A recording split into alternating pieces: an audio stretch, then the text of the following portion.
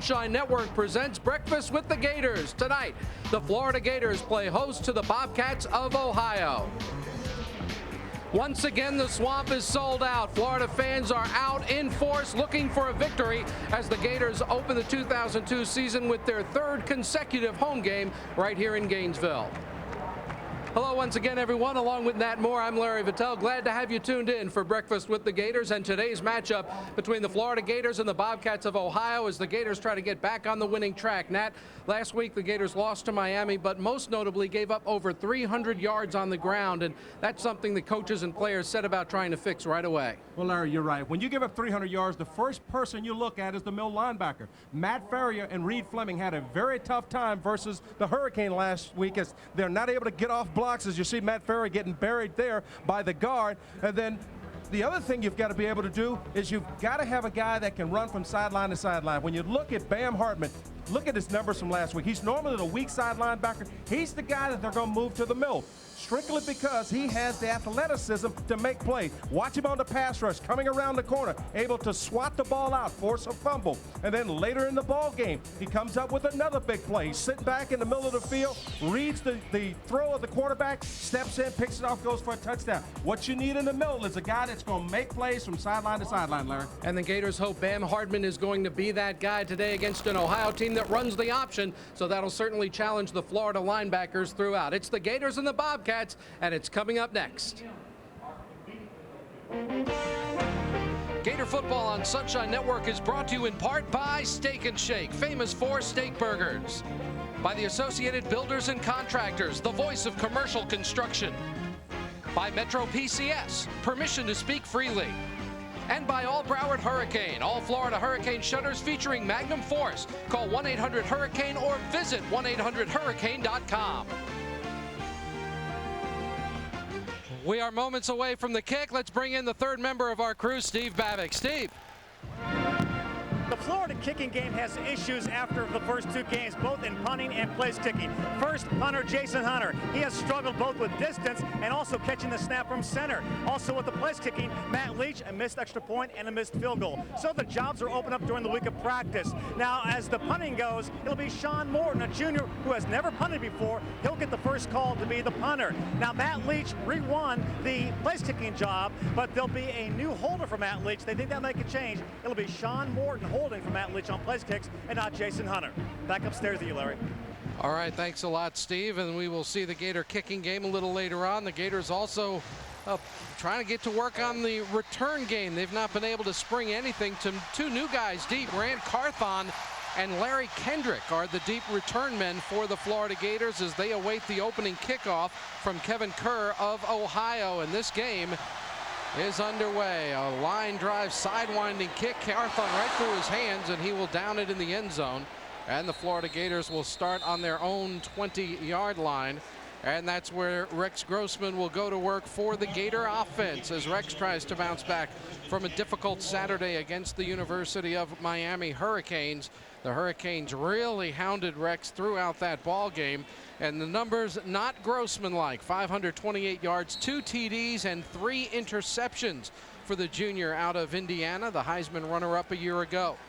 And he'll start out double tight end with the H-back look with Ben Troop. Troop with a good lead block, helping spring Taylor Jacobs on a little wingback reverse for about 4 yards. The backs and receivers for the Gators, Graham along with Taylor Jacobs, Carlos Perez, Ernest, 2,500 plus all-purpose yards. And up front for the Florida Gators, how about that offensive line?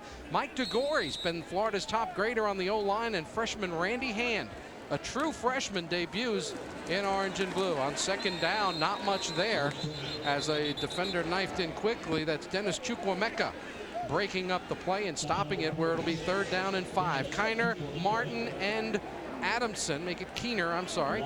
Then Lamar Martin can put some pressure on the quarterback. Taylor Chukwuemeka is a guy who didn't play much his first year, redshirted and played a little bit, and now has become a star. And their top tackler in the back, Joe Sellers, and Bob White, number 9, with a bunch of interceptions. He's picked off 13 passes in his career.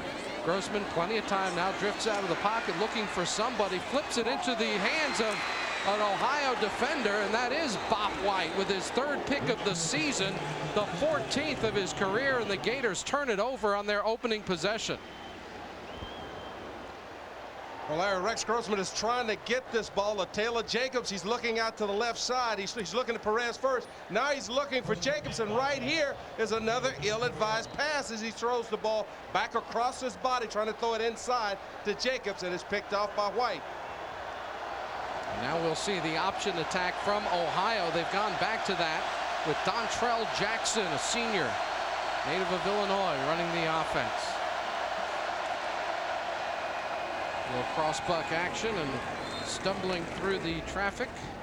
That was Ray Huston picking up a few yards down to the Florida 30. Offensively, the running backs and receivers for Ohio, Brinker, Sherrill, Hollida, Moeller, and Pennington. Brinker, their #1 runner. Up front, Jackson Stanko, he's a new starter. Wooten, Brown, and the right tackle, their most experienced player, Eric Grahovac. Second and long 6, short 7. They run right side with Sherrill. He doesn't have much running room as he's stopped by the Gator defense, and that'll bring up 3rd down and 5. Up front for Florida, Okendo Johnson and Mitchell at end. Scott LaFavor tackle. Clint Mitchell, 7 tackles at his defensive end spot against Miami. McCullough, Todd McCullough out of Jacksonville Bowls, a sophomore, true sophomore, getting his first career start. And in the secondary, Todd Johnson, a couple of interceptions and a blocked punt against the Miami Hurricanes. And he's the Gator senior from Sarasota Riverview. 3rd down for Ohio. On the option, the pitch goes to Huston, and he is dropped. Kewan Ratliff not only took out the lead blocker, he got the ball carrier as well. Well, this is the way you play the option. If you look at the bottom of your screen, you'll see Gus Scott comes into your picture. He forces the quarterback to pitch the ball, and then watch Kewan Ratliff just blow up the play, beating the blocker, getting off the block, making the tackle, doing a little bit extra. You know, what you've got to do, be able to do if you're going to be a good defense, is beat the block and make a play. Kevin Kerr, trying to break one of the longest slumps in college kicking history, will attempt a 48-yarder. He has missed his last 8 in a row, 4 of them this year, 4 last year, but he gets it through and becomes the all-time record holder at Ohio. And so the Bobcats take advantage of a Florida turnover with the long field goal, and they're on the board first with 11:46 to play in the first. The Bobcats lead the Florida Gators. Is there anything in here for a headache? My parents should have something. Oh, never mind. I found it.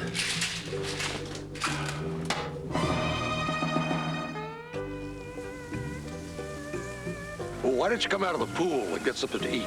Oh, you know, I'm good here, thanks. I love swimming. What'd you do? I was in the pool for 6 hours. I don't have a... Life is best told over a great tasting Miller Lite at a place called Miller Time. Let's have a wrestling match right here in the water. No, I'm hungry. I'm hungry. This week on Buck's Diaries, experience the life of an NFL referee. Go behind the scenes for opening day and talk X's and O's with defensive coordinator Monty Kiffin. Monday at 7 on Sunshine. At Toyota, not all SUVs are built the same. They're each amazing in their own way. There's the adventurous 4Runner, Highlander, the SUV with a car-like ride, the RAV4, stylish and fun, and Sequoia, the V8 that seats 8.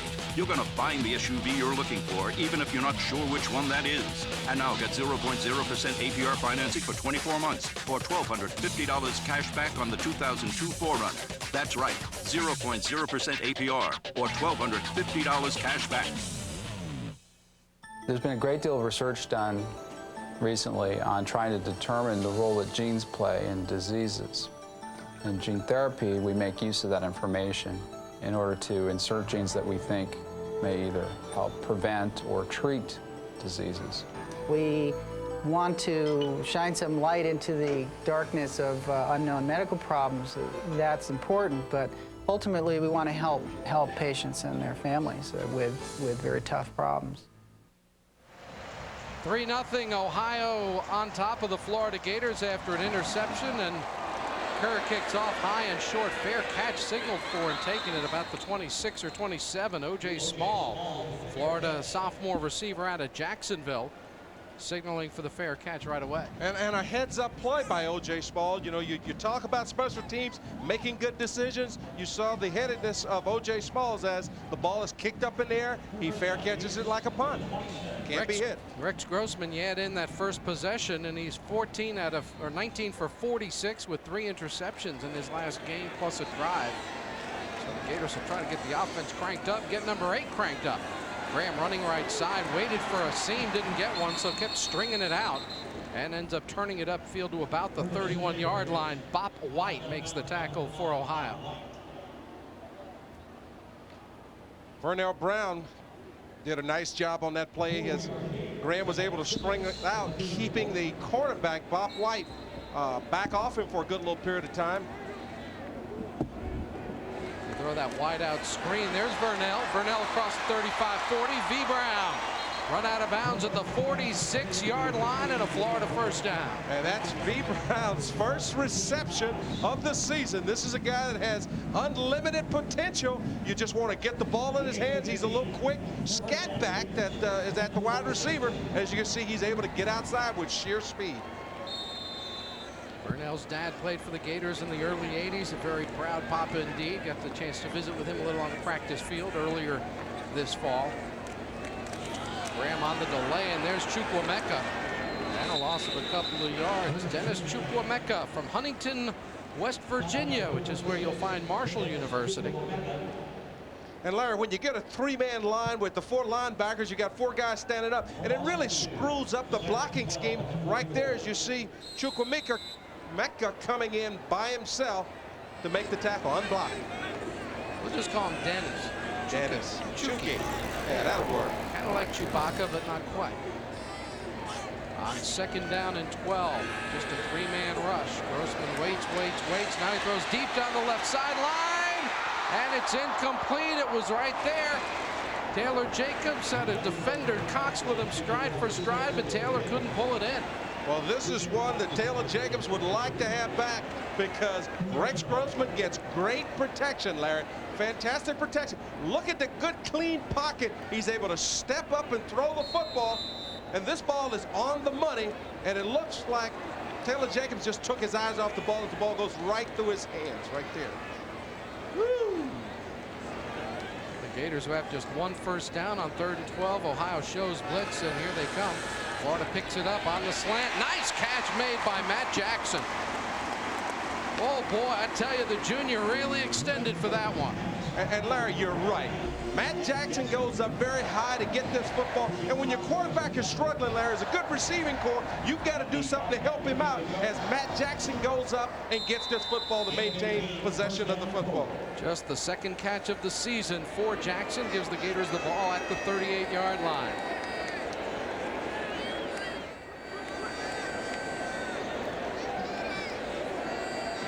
Another blitz pickup. Grossman throws too far. Carlos Perez had broken well clear of the safety, Joe Sellers. There is a flag on the play. We'll check that out. Gators are walking backwards, however. Legal formation on the offense. Only 6 men on the line of scrimmage. The penalty be 5 yards from the previous spot. Repeat to down. Ron Zook makes note of that. That's a penalty we heard a lot in the past, but had not heard one this year. And the head man for the Bobcats, Brian Knorr, played at the Air Force Academy. Good, Brian. Part of those teams in the 80s that kept beating Notre Dame. Well, Notre Dame is really sort of come together this year. Grossman steps up and fires a little behind Jacobs, who couldn't pull it in at around the 20-yard line.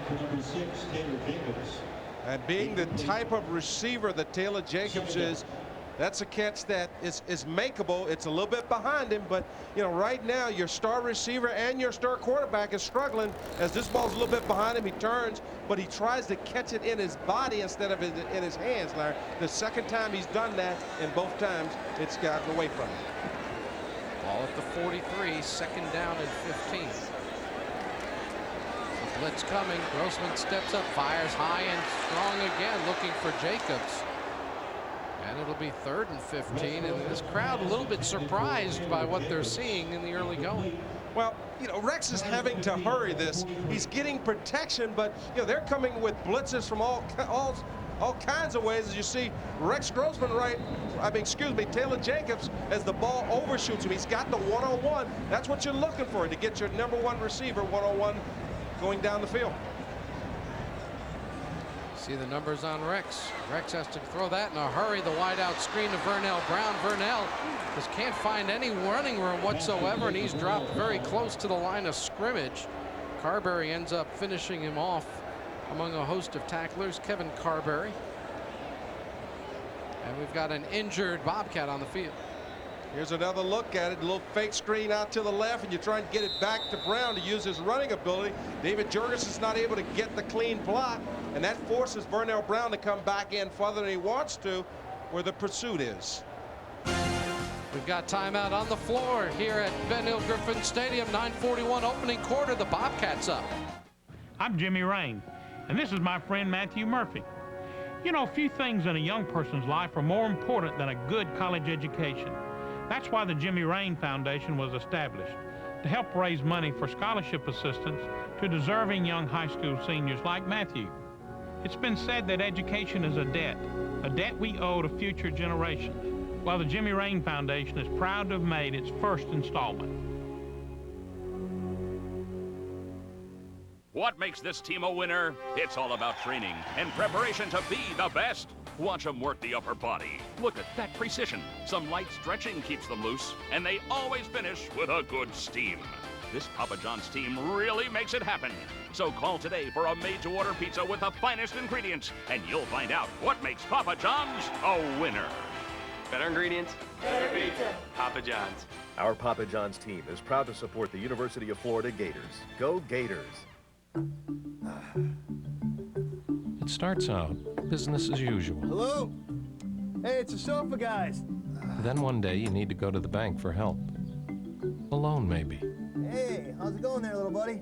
How are you? You want to open the door for us? But no one there can answer your questions. Seems the decision makers are not at home. Ever notice how that is? Not at SunTrust, you won't. How can SunTrust help you? Well, earlier today, the skies opened up, part of the tropical storm Hannah that's been pounding the southeastern United States, and it cleared off, we thought, but it has come back, lightning in the area, and so the officials have sent the players back to the locker room as they have warning of lightning pop too close to the stadium to keep the guys out there, and obviously the safety of the player paramount, and so the officials have put the halt to things for now. And you've got to do so. Anytime there's lightning in the area, the normal procedure is to call the game, take the players off the field. And let's get a report on that from Steve Babick down on the sidelines. Babs?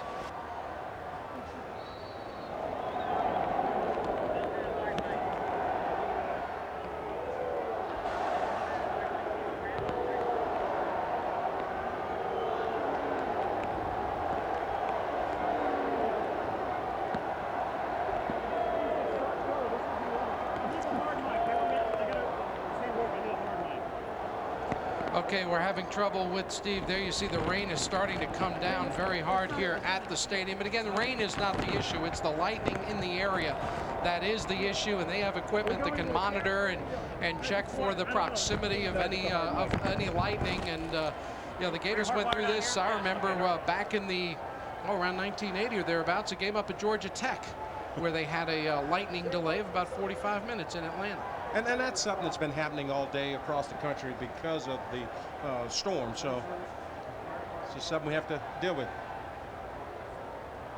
3-0 the score. The Ohio Bobcats leading the Florida Gators, taking advantage of an early Florida turnover and putting a field goal on the board, and they've got the ball back after the Gators struggled offensively. Let's go again to try to get a report from Steve. Steve? Okay, thanks, guys. Take two. Rocky Good, the lead referee, mentioned that there was some severe lightning within a 6-mile radius. They got that report close enough to where they said, let's take the guys off the field. I think that situation happened earlier today in the game at South Carolina with Georgia and South Carolina, about a 45-minute delay. And as I look right now, above your heads, beyond the west stands and above the press box, there's some lightning overhead. So with that, I bid you adieu, and hopefully this game will get started pretty soon. And for those of you who are watching who do not speak French, adieu is French for I'm getting out of here.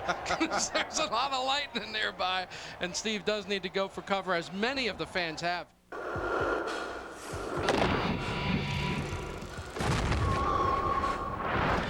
Dehydration. It can't be predicted. It can be prevented. Nothing has been tested and proven to hydrate athletes better or faster. Gatorade. Is it in you? You have the ultimate power to look better, to be stronger, to redefine your body and yourself. Introducing the Bowflex Ultimate. Quite possibly the best home fitness machine ever made. In as little as 20 minutes a day, 3 times a week, you can get real results that can change your entire body. With over 90 health club quality exercises and up to 410 pounds of resistance, it's like having an entire gym in your home. Bowflex is so effective that we guarantee you'll get the results you want in 6 weeks or less. Own the new Bowflex Ultimate with no money down and monthly payments lower than many health club dues. Call and ask for a free video and brochure, and check out the entire Bowflex lineup, or visit us on the web at BowflexUltimate.com today. The new Bowflex for ultimate results. And we welcome our pay-per-view audience back here to the Swamp, Ben Hill Griffin Stadium, where that's usually what you see at the end of the game, just a smattering of people here and there sitting through what is a bad rainstorm. There is lightning in the area, still a few miles from the stadium, so it's not an imminent danger, but it's close enough that they decide to take the players off the field. And those players have gone to the locker room. And what we're going to do is take a break here as well with our Sunshine Network crew, make sure all of our camera guys are safe and well taken care of. And we'll just leave it up so you can see what's going on in the stadium. We'll get plenty of warning as to when we're going to resume action here at Ben Hill Griffin Stadium. And once we resume action, we'll have every play for you right here on your pay-per-view coverage. So hang in there with us.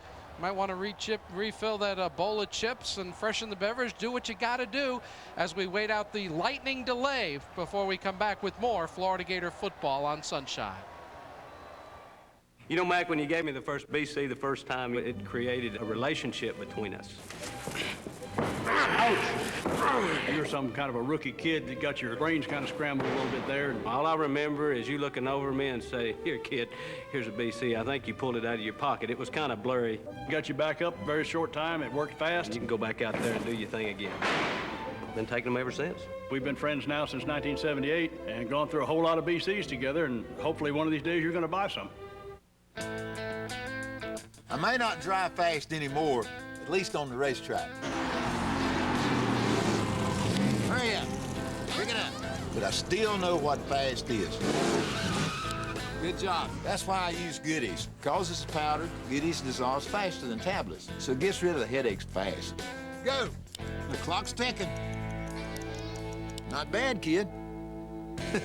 Goodies headache powder. It's just plain fast. Ohio University with a 3-0 lead here in the first half. Welcome back to a soggy Swamp. Here on the field, we officially had a 50-minute delay, lightning and bad weather delay. The field, though, in pretty good shape. It's a sand-based field. It took a lot of water. You saw some standing water kick up, but you know what? This field's still draining. Let's go back up to Larry Annette.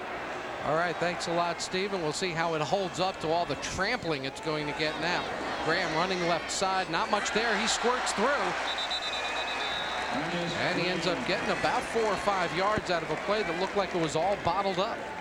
Well, he's just following the lead block of Ray Snell Jr. off the left side. Here's a good look at it. Just tuck in behind your big fullback. Keep those legs pumping. As you see Shannon Snell out front getting a good job, good block, as well as Aaron Walker, the big tight end. Awalk doing the job there to help spring him loose, and the Gators get about 6 on the play from the 31. Inside handoff. Graham inside the 30, loses the ball, Chukwuemeka falls on it for Ohio. And the Gators have their second turnover of the night.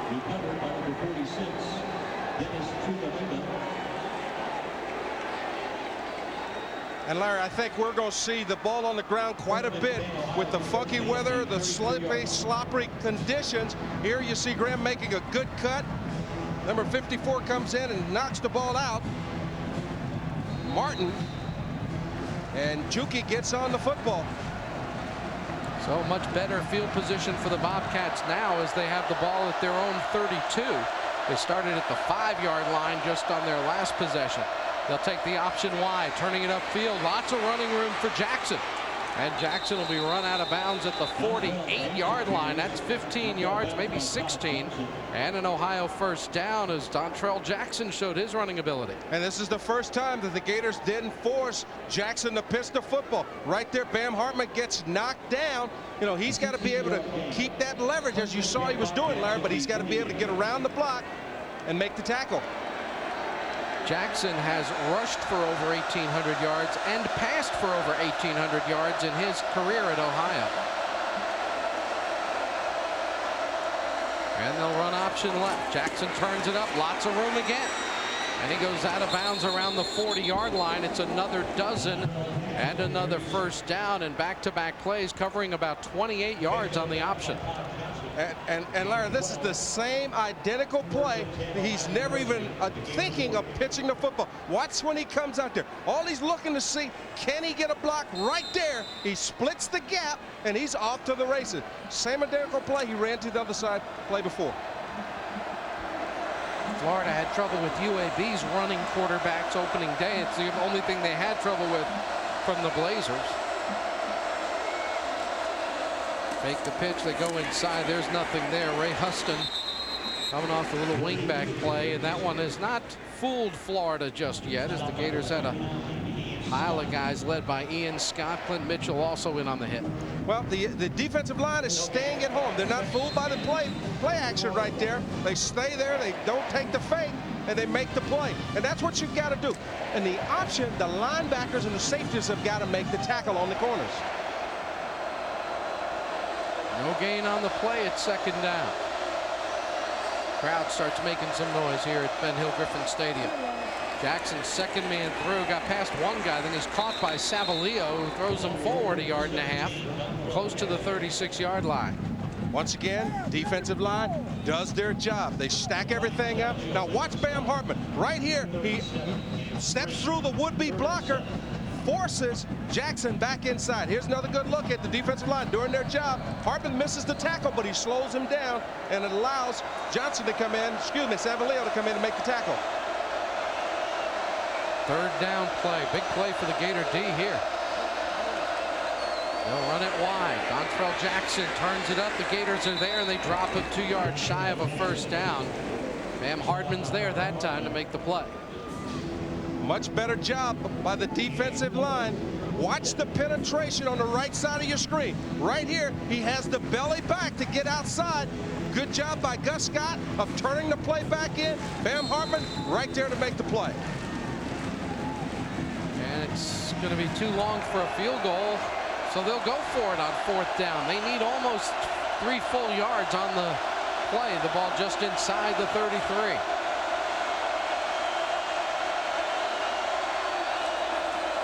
Jackson on the keeper, hit and dropped. He didn't get it. The defense holds, and the Gators get the ball back. Great job by Gus Scott as well as Robert Cromartie of filling inside.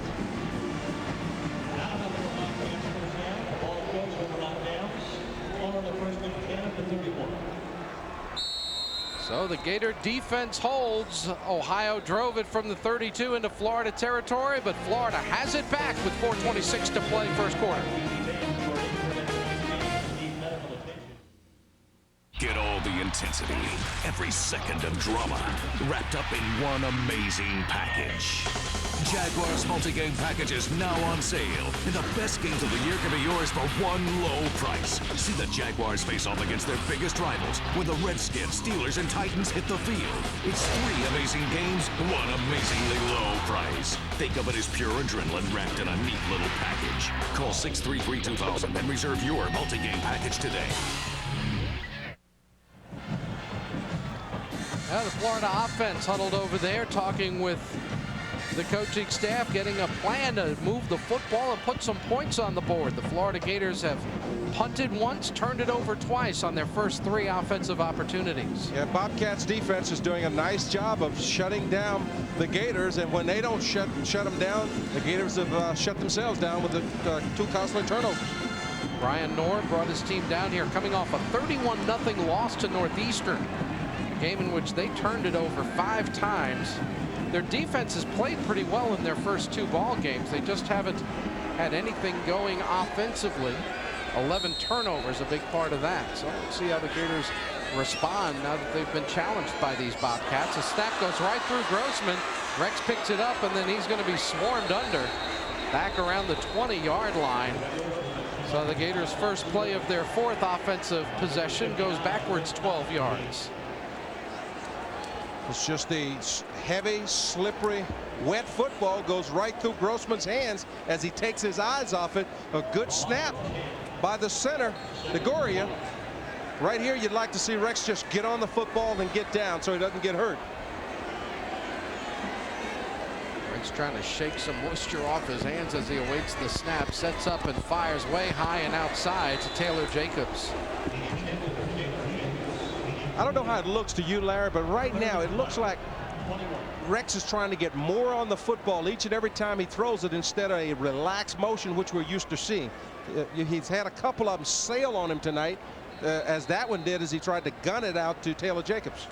I think sometimes when you have a wet ball, you feel like you have to throw it a lot harder. Maybe you have to throw it a little more, but guys tend to overthrow with a wet football, thinking they have to chuck it a lot harder to get the same distance. Plenty of time for Grossman. Fires for Carlos Perez, and he's inside the Bobcat 45-yard line. Well, Larry, when you hear me talk about receivers, you hear me always talk about going up, catching the ball in your hands. This time, Carlos Perez is running a streak route down the right side. The ball is a little bit behind him, but watch him turn his complete body, goes up, catches the ball in his hands, makes the first down. And that might be a confidence lifter for the Gators, maybe for Carlos as well, as he made the grab, his 6th of the season, his first downfield catch this year. Here's Carthon, ran Carthon to the 30, tried to split him. Oh, he was a half step from 6. Instead, he gets it to the 27-yard line. And a great job of blocking out front by Kelvin Kite. Watch the blocking with the interior of the line. Good job by Carthon of just reading the block, but watch the receivers. You got to block outside. You got good blocking. He's able to pick up 10, 12 yards because of everybody, Larry, doing their job. So Florida back-to-back plays, taking it from the 20 all the way to the other 27. 53 yards on those 2 snaps. They fake the inside handoff. Grossman on a keeper, gets a good block inside the 20, and he slides, and then he's fallen upon after sliding. And Rex says, what about that slide rule? Trust me, when it's nice, slippery, and wet, it's a lot easier to slide. As you see, Rex does a great job of faking the football and then getting outside, showing some athleticism, cutting it back, picking up the first down, and then getting down before the safety, Sellers, is able to get there. Give him 11 or just under 11 on the play. The ball's at the 17 for another Florida first down. Grossman fires right side. Kelvin Kite at the 8, and he'll be dropped right there. First and goal. Oh, no, I'm sorry. Let me take that back. 2nd and 1. You're entitled once a year. Here's a good job of going to another one of your receivers. Kevin Kite has not caught many balls so far this season, but you know, he gets open, ball hits him right in the numbers. He makes the sure-handed grab, gets upfield. The Florida Gators getting some help from some other receivers here in the opening quarter. Jackson, Perez, and now Kite with catches. Ernest Graham to the 5. Ernest Graham to the 3-yard line, and first and goal. Good job by the interior line. Shannon Snell, Mike DeGoria, and Randy Hand up front, getting movement.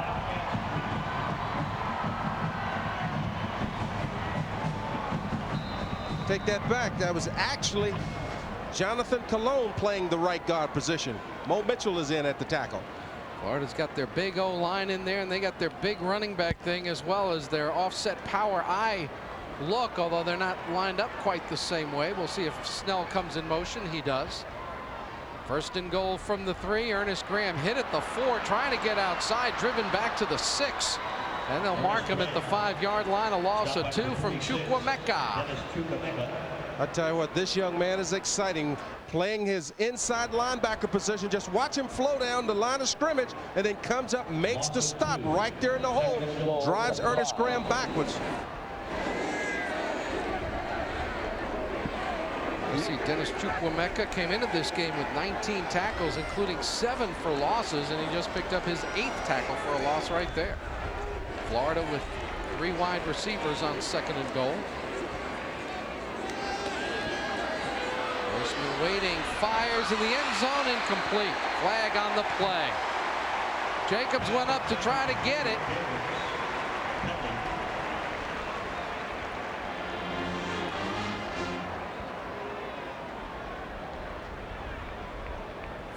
And it'll be interference on Rob Stover, the weak side linebacker.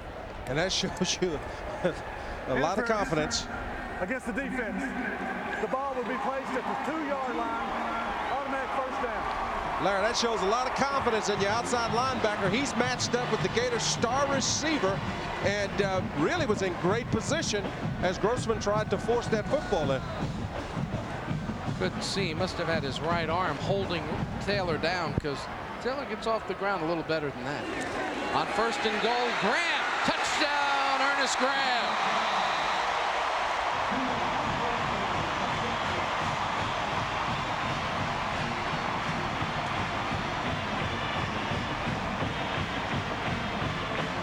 Here's a good look at the left side of that Gator offensive line. Ben Troop at the tight end. Good lead block by Green. Graham getting into the end zone before Bob White could pull him down from behind. 4th touchdown of the season. And number 26 on Ernest Graham's outstanding Florida Gator career. The extra point is good. So Matt Leach converts the extra point, and the Florida Gators have taken the lead in this ball game with 53 seconds to play in the first quarter, and it all started on a heck of a play by Carlos Perez when the Gators were facing 3rd and 22, and they cashed in the opportunity as Rex Grossman led the Gators to the go-ahead score. Timeout on the field. We're at the Swamp where the Gators are up 4. I learned about BC powder from growing up and watching my mom take it. She was always washing, cleaning, don't leave out cooking. I guess that's why I'm such a hard worker. It makes a difference. Pain doesn't slow you down. Watching my mom take BC, I knew they worked fast. I had 7 children and I had to take BC. If BC is good enough for my mom, it's certainly good enough for me. I'll be taking it until I go on home to glory. My mom is my hero. 7-3 for the Florida Gators. 53 seconds till the end of the opening quarter in this lightning-delayed opening quarter of the ball game. Let's check in with Steve Babick.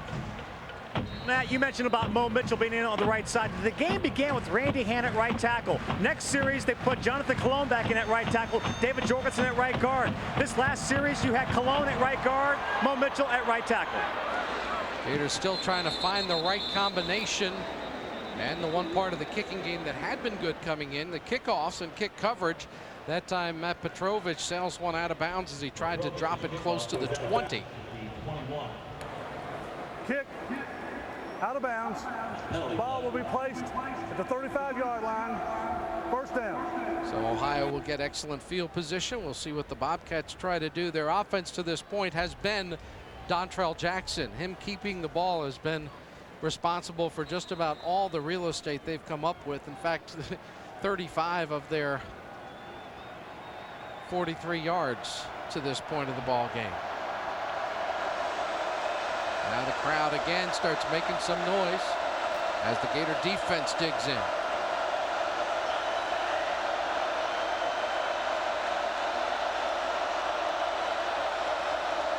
Just beating the play clock. They go inside to Rizzoni, and he picks up 2 yards.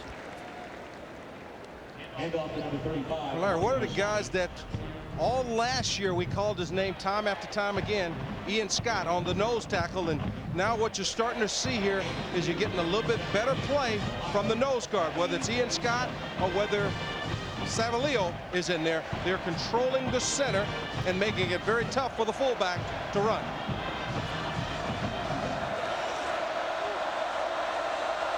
Gave him 3 up to the 38, 2nd down and 7.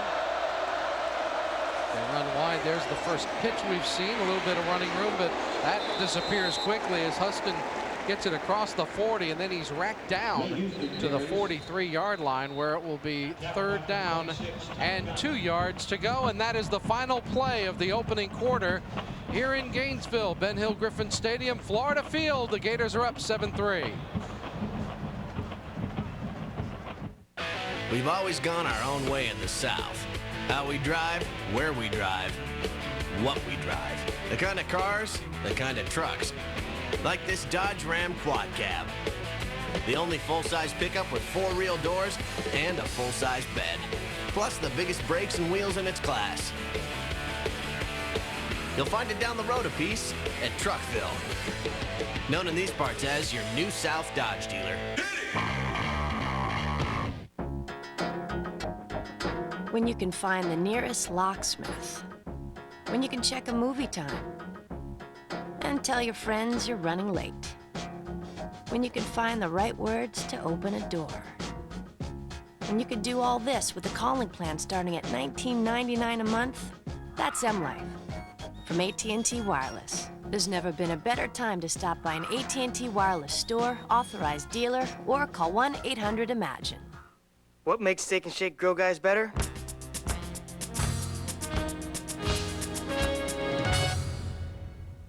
Practice.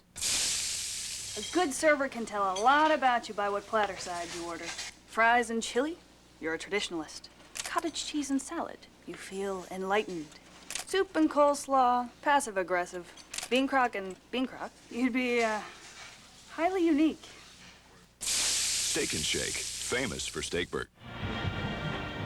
Getting set for second quarter action here at Ben Hill Griffin Stadium, Florida Field, along with Steve Babick, Nat Moore. I'm Larry Vittel. Glad to have you tuned in, where the Gators lead the Bobcats by a score of 7-3. Florida, a couple of turnovers in the opening quarter, and the Bobcats making a field goal and then passing on a field goal opportunity later in the quarter, trying for it on 4th down. They did not get it, and that scoring opportunity went by the wayside. The Gators drove for the go-ahead touchdown.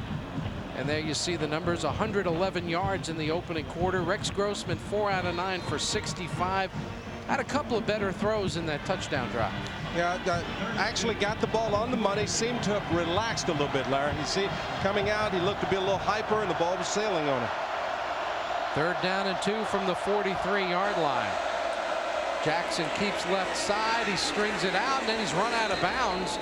And that'll all come down to how nice the official appears to be. And he seems to like Dontrell as he marks it out of bounds at the 46, and that'll be a 1st down. Well, Dontrell Jackson gets the 1st down here, but the Gators do a nice job of stringing it out right there, a little holding. As Dontrell is able to get just past the down markers for the 1st down. You see Clint Mitchell trying to put the brakes on over on the sideline and really couldn't do it. Mike Mutia, get a good look at the Gators senior out of Newberry High School. Bam Hardman, another Gators senior. 1st and 10 just across the 45. Jackson sets up to fire. He's got a man open, and it's knocked loose and ruled incomplete. Big hit from Corey Bailey out of Hialeah, Miami American. And a beautiful job by Corey Bailey of holding off the deep throw and then reacting up as Ray Houston thinks he has a reception, but watch Corey Bailey come into your picture and lay the hat on him, shaking it loose. Could have been ruled a fumble. And since the Gators had him outnumbered about 4-2 in that area, they wish it had been. On 2nd down, Jackson keeps. Jackson's got 5. He's got a 1st down and more into Gator territory at the Florida 41-yard line. Dontrell Jackson takes it for about 14 yards. Tell you what, Jackson's got some quickness and some speed. Watch him as he executes the option perfectly, sees the opening, and he's off to the races. Another good job by Bam Hartman making the tackle down the field. You see Jackson with 52 yards. That's the vast majority of what they have in this game. He's gone over 1,900 in his career with his performance so far. There's an injured player, a lineman for the Bobcats down on the field getting some medical attention. It appears to be Brian Brown. And what they're doing is they're just trying to get a hat on everybody. They force Savin Leo to take the fullback right there. Gus Scott gets blocked. Jackson sees a gap. He takes off to the races. You got to make this guy pitch the football. Each and every time the quarterback comes out, what you want to do against an option team is punish the quarterback, make him pitch the ball backwards. There you see Brown, a junior. Right guard. And he's a starter, and that's a second injured starter on the offensive line for the Bobcats. So they're a little makeshift up front. We'll see if that kind of effect that has as we continue in this action and continue on this drive where it is first down at the Florida 41. Gators up by a score of 7-3.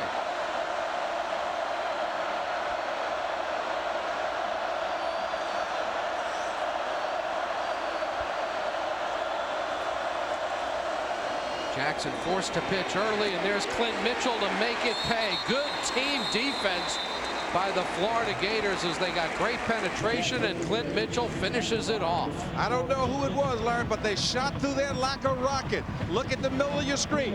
Watch right there. He's forced to pitch the ball early. Looked like it was Mike Nattil, and then Mitchell doing a nice job of getting outside, making the tackle.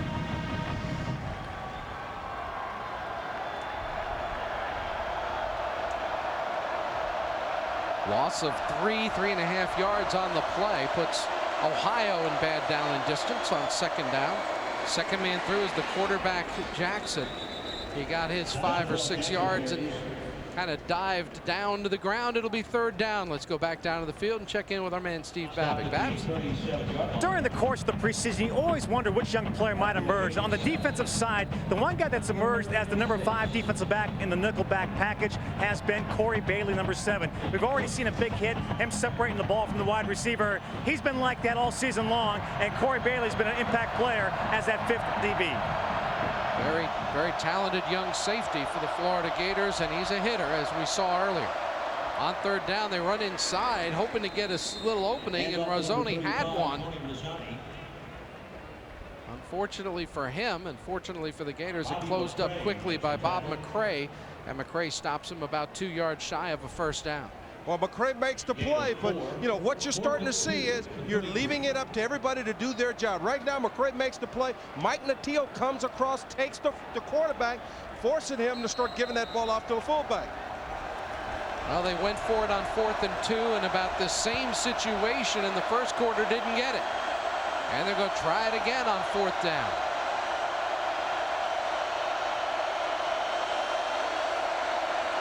Fullback again. He's hit it. The line drives forward. I think he got it.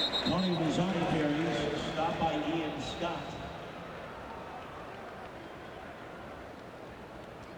First hit was shy of the first down, but he surged forward. And they're going to measure. But I think he got it.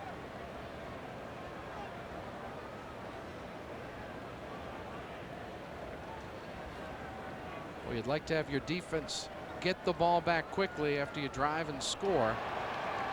He just barely got it, didn't he? Didn't get it by much. Here's a good look.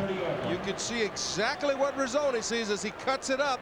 Thought he saw a big hole, but nice job by Ian Scott of getting off of the blocker, getting in the hole, making a tackle for a short gain.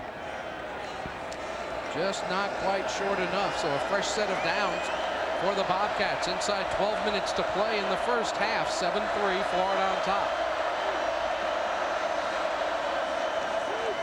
Jackson Keeks tried to juke his man, and Bam wasn't having much of it. He spun ahead and gained about 4 or 5 on the play, but if he gets past Bam, he's got a lot more. Great open field tackle by Bam Hartman. The reason that he's moved to the middle linebacker position is his athleticism. Right there, great fake, but strong enough to grab onto the jersey and just snatch him down.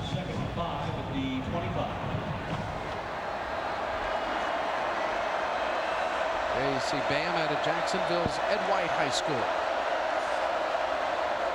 Fake it inside. There's Jackson. He gets about 3 more to the 23. It'll bring up 3rd and 2. Gus Scott in on the tackle for the Gator defense. Here's a good look at Dontrell Jackson. Does a great job of putting the football in the belly of the fullback. Right here, he sees Mitchell. He said, I'm not going out there. I'm going to follow the fullback in the center of the line. That play was supposed to be outside, Larry. Yeah, he took one look at Clinton and said, exit stage left. I'm getting out of here. He's too big.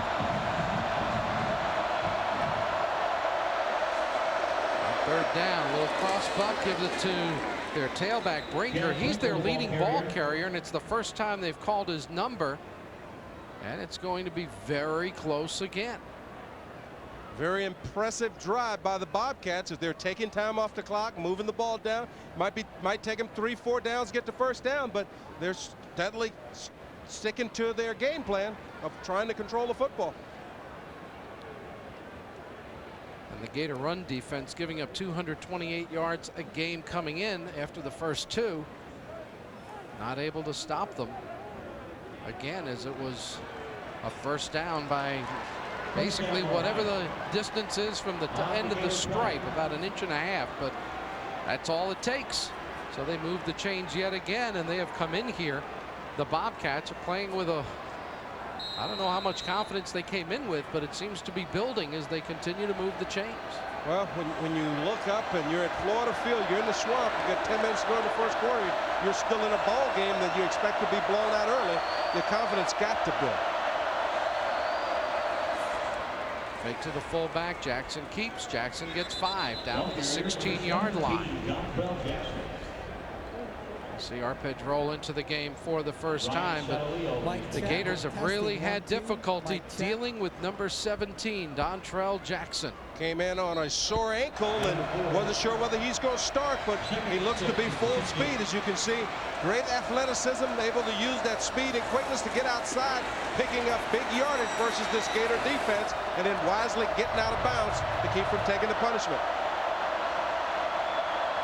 Jackson checks off at the line of scrimmage. Florida shifts around a little bit. This time he runs the fullback, and he is about a yard shy of the first down. Inside the 12-yard line is Razzani. And what they're starting to get is some movement up front. Gators are running around blocks, as you can see right there with Ian Scott, instead of taking on the guard head up. So that's creating those seams for the fullback to run in.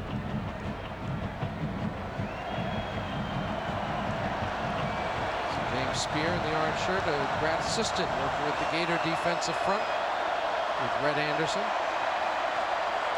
On 3rd down, this time the man's hit and dropped right away, and again it's number 99, Ian Scott, making the hit, and it'll bring up 4th and a couple, and we'll see if they try to pick it up again.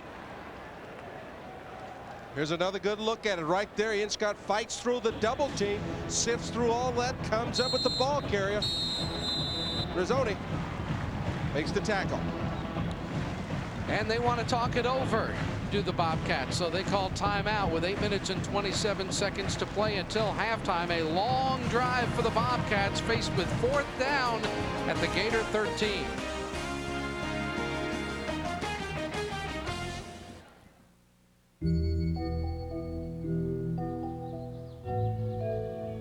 Investment brokers. Ever notice how hungry they get when someone's got a little money to invest? Pesky bunch. Whatever happened to respecting your wishes, to listening to what you want in an investment strategy? Are they all just in it for themselves these days? Not at SunTrust, they're not. How can SunTrust help you? You have the ultimate power to look better, to be stronger, to redefine your body and yourself. Introducing the Bowflex Ultimate. Quite possibly the best home fitness machine ever made. In as little as 20 minutes a day, 3 times a week, you can get real results that can change your entire body. With over 90 health club quality exercises and up to 410 pounds of resistance, it's like having an entire gym in your home. Bowflex is so effective that we guarantee you'll get the results you want in 6 weeks or less. Own the new Bowflex Ultimate with no money down and monthly payments lower than many health club dues. Call and ask for a free video and brochure, and check out the entire Bowflex lineup, or visit us on the web at bowflexultimate.com today. The new Bowflex for ultimate results.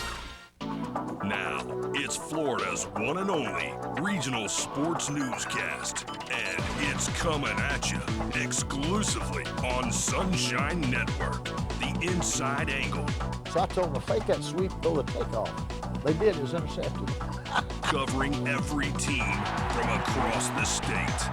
Your regional news is Nextel Florida Sports News. Weeknights at 10, only on Sunshine Network.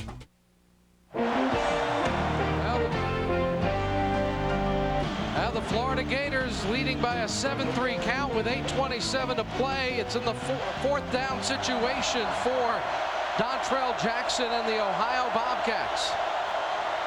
On fourth down, the fullback doesn't get it. Jackson still got it. He's inside the 10. He's got a first down. It'll be 1st and goal.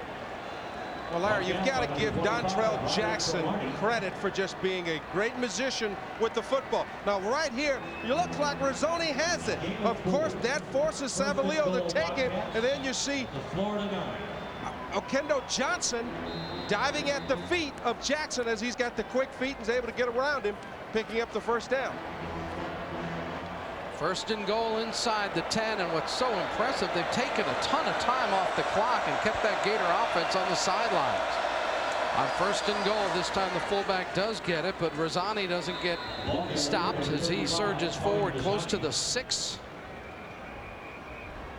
And it'll be 2nd and goal there. 2nd and goal. So they've gone for it 3 times on 4th down, converting the last 2.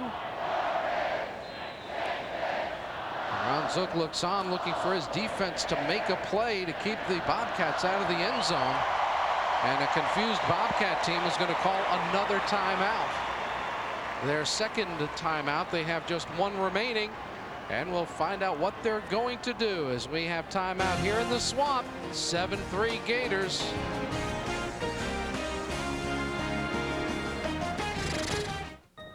Midnight? Whose idea was this? This is gonna get ugly.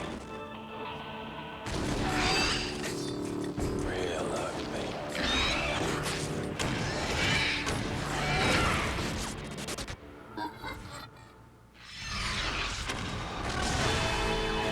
Gatorade Fierce, so bold, it's fierce. Great. Doubleheader.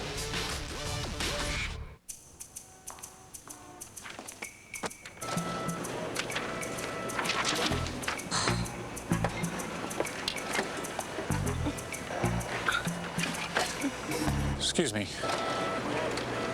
I'll come back.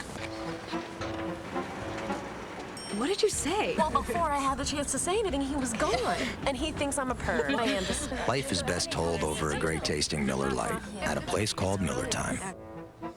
Do you know the difference between a restaurant and a workaround? A workaround is a place where you work your way through the line, work to see the menu, work to carry your tray and fill your drink, work to balance your tray and drink when you get your condiments, work to find a place to sit, and then work to clean your own table. Thank you so much. At Steak and Shake, we're a restaurant. You sit while I do the work. Steak and Shake, famous for steak burgers. On 2nd and goal, Jackson stops, but he stopped in his tracks. Gus Scott with good open field play there for the Florida defense. It'll be 3rd and goal at the 5. Great pursuit by the Gator defense as the entire defensive unit started to move down the line of scrimmage, got outside, forced Jackson to cut it back, and Gus Scott, staying at home, made the play. Let's see what they call on 3rd down and goal from the 5-yard line.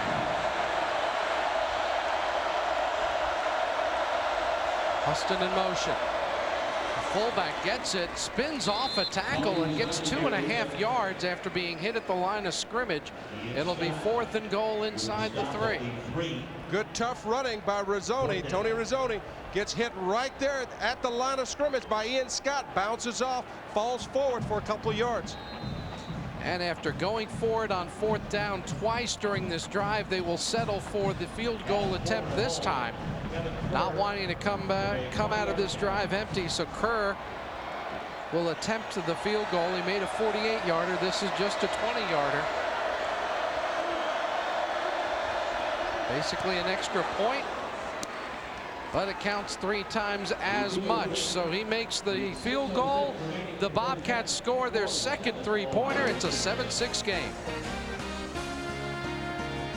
The Associated Builders and Contractors, the voice of commercial construction, providing excellence in management education, craft training, business development, and government affairs for the construction industry, is a proud sponsor of Gator football.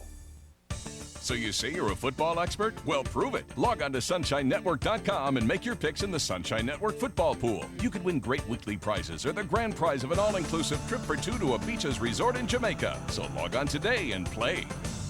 This is the rarest U.S. $20 gold piece and the single most valuable coin ever struck. Our Treasury Department estimates its worth at up to $8 million. When President Roosevelt ordered the destruction of gold coins in 1933, one single coin escaped meltdown. Then it was sealed in a vault at the World Trade Center. Again, the Double Eagle escaped fate when it was moved to Fort Knox only 8 months before the terror attack. Soon it will become the single most valuable coin ever struck. To mark this historic event, National Collectors Mint has released its 1933 Double Eagle Proof. It's the rarest U.S. government $20 gold piece as a 10 mil pure gold proof. And it can be yours for just $19.95 while supplies last. Strict limit of 5 proofs per caller. Call now. To order your 1933 Gold Double Proof, call 1-800-787-8844. That's 1-800-787-8844. Strict limit of 5 proofs per caller. Call now. Home to the Southeastern Conference and first in Florida sports. Sunshine Network.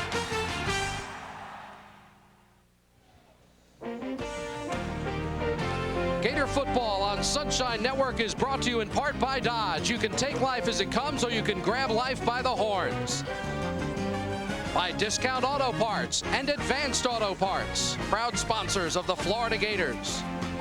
And by Papa John's, the official pizza sponsor of the Florida Gators. Papa John's, better ingredients, better pizza. And the Bobcats kick off for the 2nd time, another short one. O.J. Small fields it and takes it on up to about the 34-yard line. And that is where the Gators will go on offense after a massive scoring drive, one of the longest ones we've seen in years, Nat. Well, they just did a good job of making the first down. It might be 4th and inches, and they come up with a way. And Larry, I think they must have made 3 first downs where they made it by the nose of the football. 9:47 off the clock, and the Gator offense has to be reintroduced to each other as they begin play here from the 34-yard line. Grossman, nice fake, gets it to Ben Troop. Troop almost ran through the tackle. Bob White, that was kind of more like Nudge White on that play. Well, when you get ready to hit a big tight end like Ben Troop, Bob White is smart enough to get down around the ankles. Good job of play action there, but Troop catches the ball in his hands, come very close to pulling out of the grabs of White, and would have been off to the races with a blocker in front. As it was, the 6-yard gain makes it 2nd and 4. And the Gators go straight ahead with some power football, and Rand Carthon gets 6 or 7 more and a first down. And this is an important drive for the Gator offense because they need to take some time off the clock, put some points on the board, but even more so, give that Gator defense, who was on the field for 9 minutes, a breather. There you see the Gators 2 turnovers on their first 3 tries, and then that scoring drive. 69 yards, and that was a long time ago. But they've got it going already, moving the chains on their first 2 plays.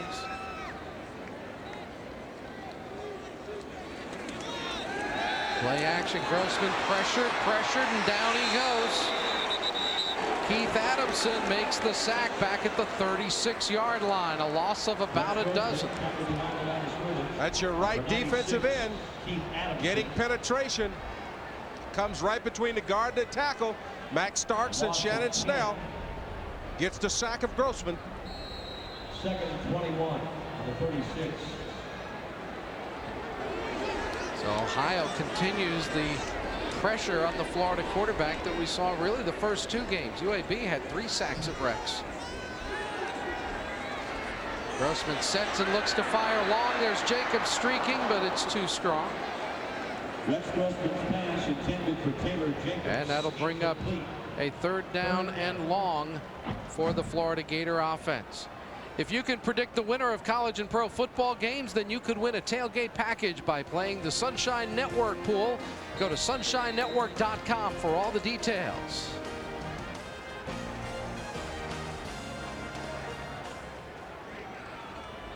On 3rd and long, this is where Grossman hit Perez on the last drive to keep the ball moving. This time he throws it deep up for grabs, and it'll fall incomplete. Just trying to avoid the sack, and fortunate that no one was there to pick it off, and the Gators will have to kick it back to the Bobcats.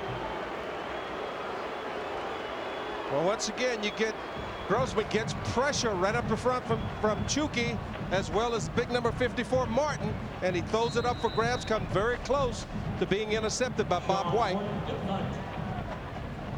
And Morton to kick for the 2nd time. His first drop down right on the 5. This is another pretty good looking kick. Caught at the 27. A flag will be thrown for a halo violation, and then they will drop him on the play, so that'll give very good field position to the Ohio Bobcats. The Gator soccer team will host ACC Power Duke today at 2 o'clock over at the Percy Beard Track and Soccer Complex, and fans can get autographs from the team after the game. Admission absolutely free to take in some great Gator soccer. Violation, 2-yard belt. Against the kicking team, the penalty will be 10 yards from the spot of the foul and a 1st down. That penalty increased from 5 to 10 yards this year, as we see the Gator special teams coordinator Jerry Odom not happy to see his guys pick up a penalty. But you know, the tough part about this, Larry, is that you're actually just trying to do your job, and in the process he comes up to catch the football, which now brings him closer to you, and you get flagged. Tough call on Larry Kendrick. Trying to get in position to play a guy, and you're supposed to also guesstimate where the ball's going to come down. That is tough. On the option, they pitch it. Huston running the outside, hit by 2 Gators, but splits Bam Hardman and Todd Johnson, and goes forward to about the 41. Give him 3 yards on the play. And that's just good, tough running, as Jackson is forced to pitch the ball by Natil. And then number 29, Houston, just does a great job of splitting the 2 defenders, picking up 2-3 yards where it should have been a loss. You know, anytime you can force that quarterback to pitch the ball backwards with your speed, you should be able to get there.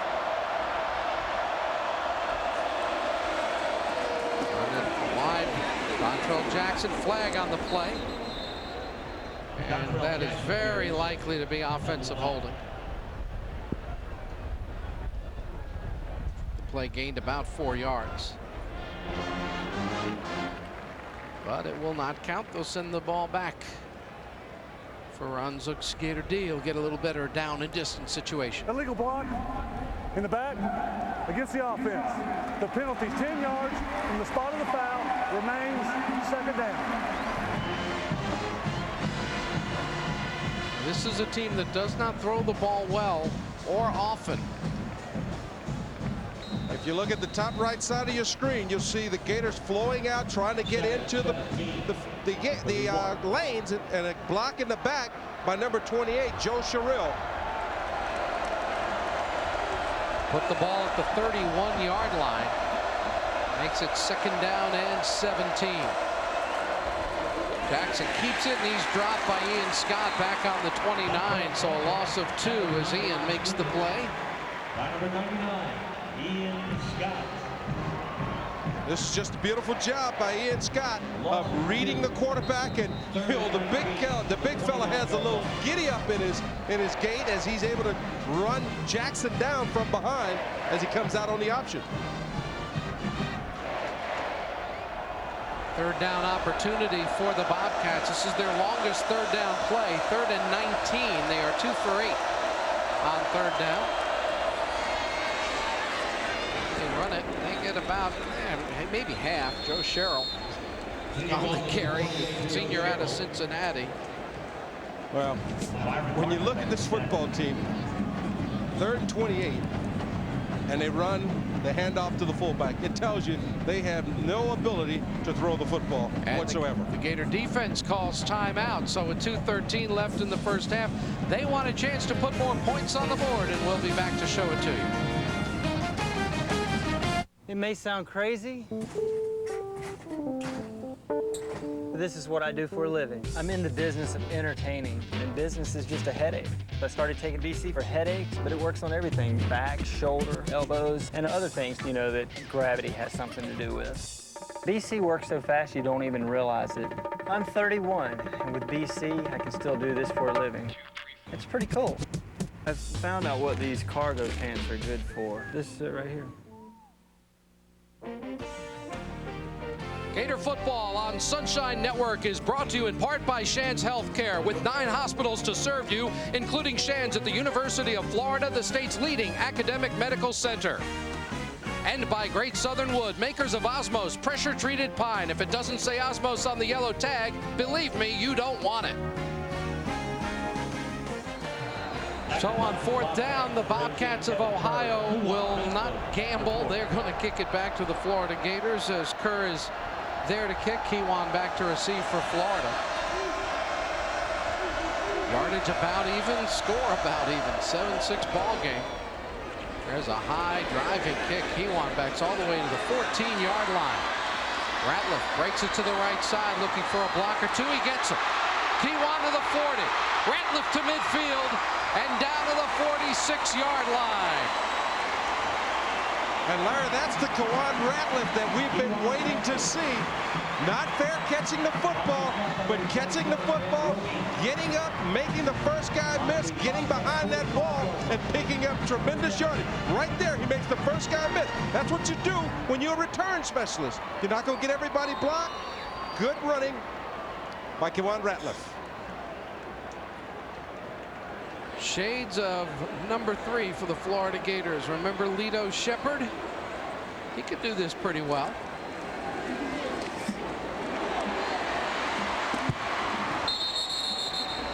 And Ernest Graham for the Florida Gators.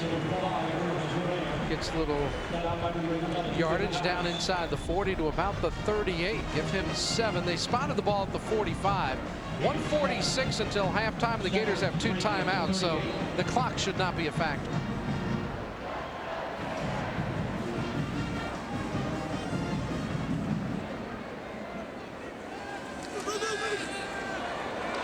Grossman under pressure, spins away from it and then throws it away, avoiding a big sack. There are 2 flags in the offensive backfield where the Gators were trying to block. And it'll be holding against Florida, and that'll move them back from 2nd and 3. And Larry, what's happening is this offensive line is getting a lot of pressure because they're coming with 5 and 6 defenders. Holding against the offense. The penalty is 10 yards from the previous spot. Remains 2nd down. Which is making it very tough on this offensive line, as you know, you get 6 or 7 guys coming on the blitz, and it's hard to pick up. So Grossman's got to get rid of the football in a hurry. Mark it back to the 48, and instead of 2nd and 3, it's 2nd and 13 for the Gators. 3 wide receivers into the ball game, a tight end and a single running back. Here they come with another blitz and a stunt. They're overthrown intended for Taylor Jacobs, and the safety Rashad Butler was right there closing on Taylor if the ball had been on target. This ball was a tad high as he tries to hit Taylor Jacobs on a little post pattern going through the seam, and Butler had a beam on him. And if he'd have been able to come down with it, would have really been a heck of a collision. So it's 3rd and long for the Florida offense, which has managed just 7 points in this first half. Another blitzer comes 3. Grossman makes a miss and fires the ball, and it is caught. And it came out, but they say Matt Jackson was already down with a first down at the 33-yard line. Real nice and fancy footwork by Rex Grossman as the blitzer comes free. Nice job of stepping up, spinning out of the way of number 22, Spencer Tatum, inside linebacker, then delivering the ball to Matt Jackson. 1:15 clock running to play. Bobcats blitz again. There's a pass and a nice catch is made by Jackson. So it's the Matt Jackson show. 3rd big catch for Matt Jackson here tonight. This time he goes up high, catches the ball in his hands. But Rex Grossman is a tad off because each and every throw is high.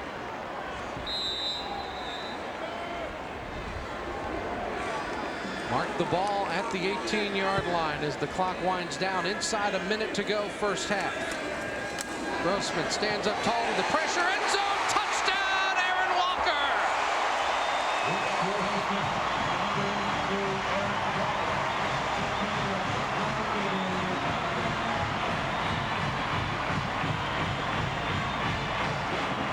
Aaron Walker gets isolated on the linebacker, number 59. Rich Constantine, nice job by Grossman of standing in, delivering the football with a free blitzer right in his face. Matt Leach will try to make it an 8-point game. And he does. It wasn't pretty, but it counts. And with 51 seconds to play in the first half, the Florida Gators have their biggest advantage, 14-6. Let's take a look at this one. Well, good job by the holder of catching it, getting it down, and looked like it goes off someone's back or head. Looked like the noggin of one of the Bobcats. Wow. Here's a good look at the free blitzer right there. You got Sellers coming free, but a great job by Rex Grossman of taking the punishment, delivering the football. Aaron Walker's 6th career touchdown, his first this year. Miami Dolphin fans, be sure to tune in to Dolphins Live with Steve Goldstein and Jim Mandich for live news, analysis, and interviews. Everything you want to know about the Dolphins. Plus, they'll take your phone calls. That's Dolphins Live, Thursday at 6:30 right here on Sunshine. A long first half made longer by a 50-minute lightning delay. Has perked up a little for the Florida Gators with that late scoring drive to make it a 14-6 advantage. And Petrovic kicks off for the Gators here to the Bobcats. High kick. Hudson takes it at the 4. He's hit at the 20 and down he goes right there. Might have gotten to the 21. Good coverage. Theatric face-on was in there. Reed Fleming and of course Petro down there covering for the Gator kickoff team. Well, I have to tell you, Nat, that score sure changes everything about the locker room at halftime, doesn't it? Well, I still don't think it's going to be a happy locker room. The coaches are going to have to go in and make some adjustments, try and figure out a way to stop this option that the Bobcats are running that's keeping the ball out of the hands of the offense. Well, 46 seconds. You can't do much running the option in 46 seconds most of the time. Rosani goes up the middle for about 4 or 5 yards, and that'll be either the last or next to last play of the half unless they change things dramatically. All right, when is the last time you did a football game where the opposing team, not the Gators, has only thrown one pass the whole entire first half? Wow, it's a basketball game. A bunch of selfish guys. Running right side, Rosani hit and dropped just shy of the first down. And it'll be the final play of the first half as the clock winds down. The teams will head to the locker room, and the officials start to signal they want to measure, and the players are off the field. The coaches are gone, and they're getting set to measure for a first down. So Don't have to wonder about that. The half has come to a close with the score: the Florida Gators 14 and the Bobcats of Ohio 6. The Gators up 8. Back with our halftime after this timeout. You're watching the Gators on Sunshine.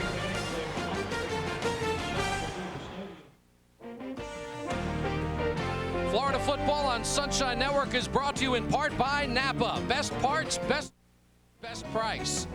By Minute Maid, the Simply Orange Juice Company. Simply Orange, 100% unfooled around with. And by Dish Network. Sack cable and get the lowest all-digital price in America. Think you're tough? Try one of Toyota's trucks on for size. Check out Tacoma. This baby performs when you need it, where you need it, every time you need it. And let us introduce the full-size driving, towing, and hauling machine commonly known as the Toyota Tundra. Tundra is what other trucks want to be when they grow up. Now get 0.0% APR financing for 24 months or $1,000 cash back on the 2002 Tundra. That's 0.0% APR or $1,000 cash back. I'm Jimmy Rain, and this is my friend Matthew Murphy. You know, few things in a young person's life are more important than a good college education. That's why the Jimmy Rain Foundation was established, to help raise money for scholarship assistance to deserving young high school seniors like Matthew. It's been said that education is a debt we owe to future generations, while the Jimmy Rain Foundation is proud to have made its first installment.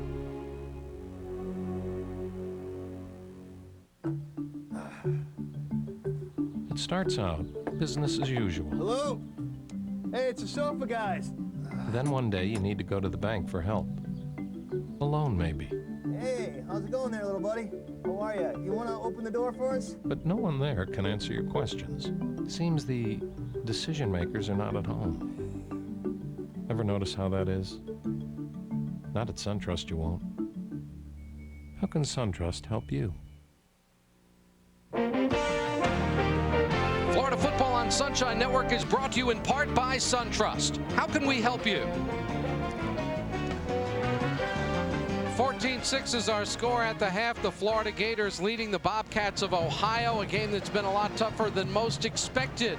And the Bobcats really playing a lot of ball control with a long scoring drive that made it 7-6, and the Gators got a huge touchdown late in the half. A huge touchdown as Rex Grossman gets off the snide, hits Aaron Walker going through the middle for an 18-yard touchdown. Put the Gators out front, 14-6. And that's the lead Florida takes into intermission. Next week for the Florida Gators, breakfast with the Gators, it'll be good old Rocky Top. Last year in the closing seconds trying to get the ball to Jabbar Gaffney, it couldn't happen. The Gators lose to Tennessee. 2 years ago in Rocky Top trying to get the ball to Jabbar Gaffney, it did count. And now Ron Zook, his first trip to Tennessee as a head coach, will match up with Philip Fulmer in front of 100,000 and so crazy people on the banks of the Tennessee River. Florida and Tennessee next Sunday morning at 8. We hope you'll join us for breakfast with the Gators. Well, here we had a lightning delay. The field's taken a bunch of rain, but everything seems fine as we continue with our halftime. Florida 14, Ohio 6, right here on Sunshine. You have the ultimate power to look better, to be stronger, to redefine your body and yourself. Introducing the Bowflex Ultimate. Quite possibly the best home fitness machine ever made. In as little as 20 minutes a day, 3 times a week, you can get real results that can change your entire body. With over 90 health club quality exercises and up to 410 pounds of resistance, it's like having an entire gym in your home. Bowflex is so effective that we guarantee you'll get the results you want in 6 weeks or less. Own the new Bowflex Ultimate with no money down and monthly payments lower than many health club dues. Call and ask for a free video and brochure, and check out the entire Bowflex lineup or visit us on the web at bowflexultimate.com today. The new Bowflex for ultimate results. Catch the action as Javi Buehler claims his 4th shutout of the season to help the Lightning beat the Hurricanes. Tuesday at 7 on Sunshine.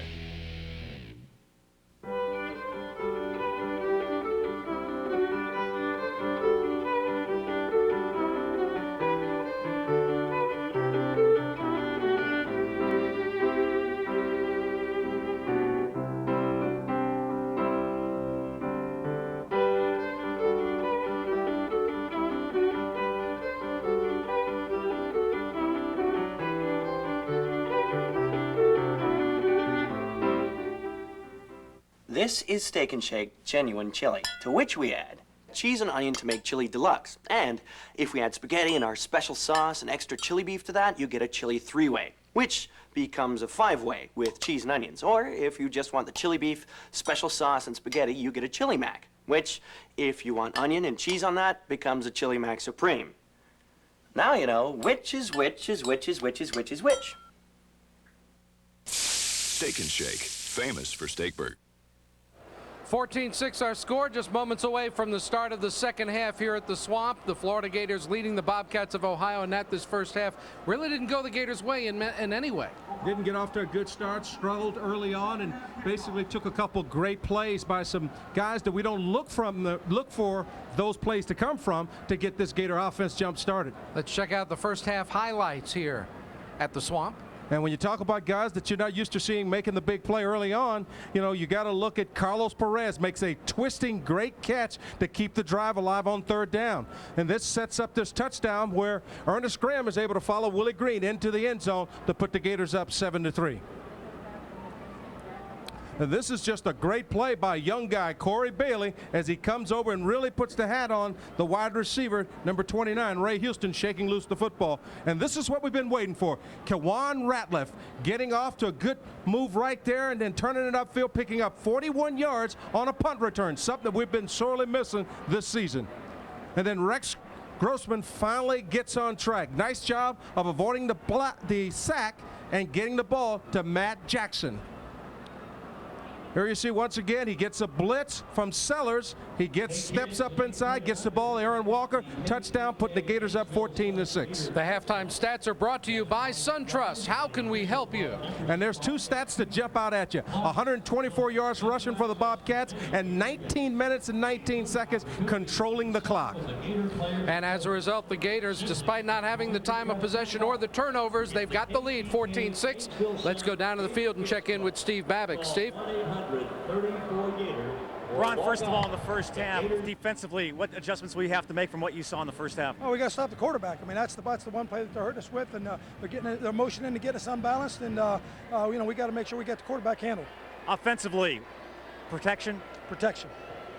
Kicking game. We can't make mistakes. We can't have foolish penalties like we did there in the end. But I think we got a chance to make some things happen in the kicking game. Thanks, Ron. All right, guys, back up to you. All right, thanks a lot, Steve. We appreciate that. And the words of Coach Zook here at halftime as the Gators get set to start the second half of this ball game. Buccaneer fans, you can go behind the scenes with Paul Kennedy as he gives you an up-close look at the life of an NFL referee. And defensive coordinator Monty Kiffin talks a little X's and O's. That's on Bucs Diaries, Monday at 7, right here on Sunshine Network.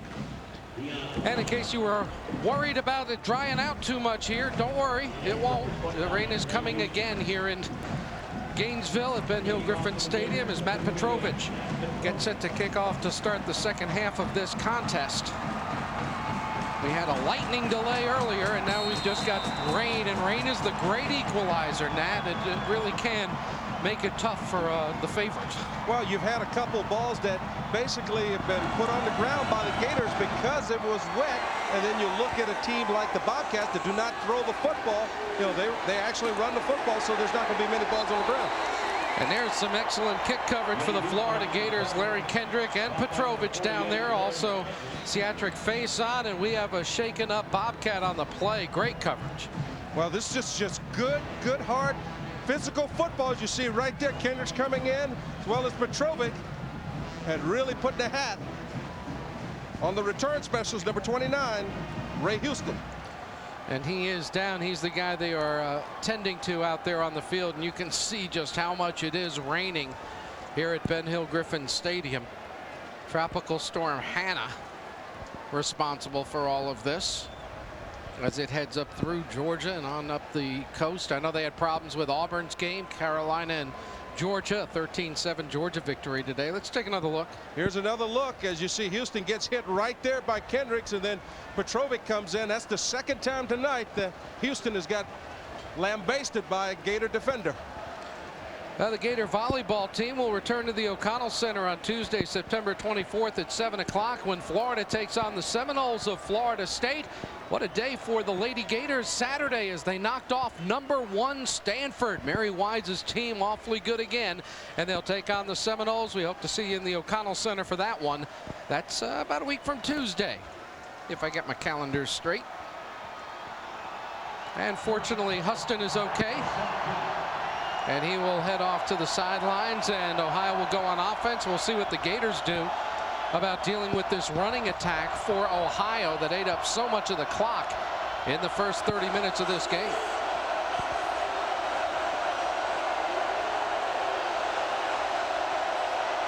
Dontrell Jackson fakes into the line. He keeps it.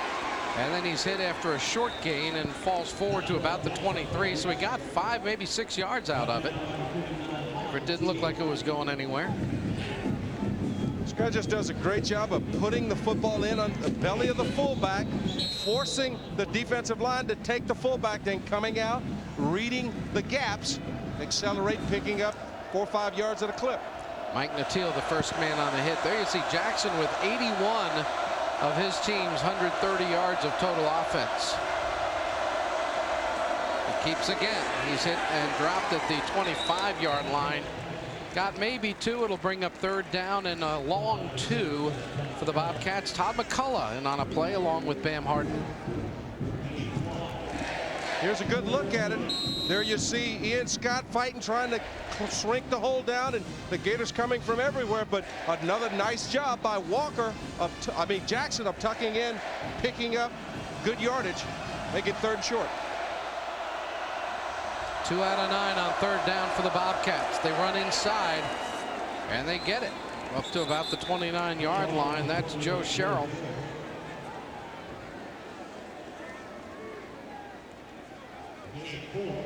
Good movement on the right side. As you see Sherrill coming off the right tackle, tight end block, picking up the 1st down.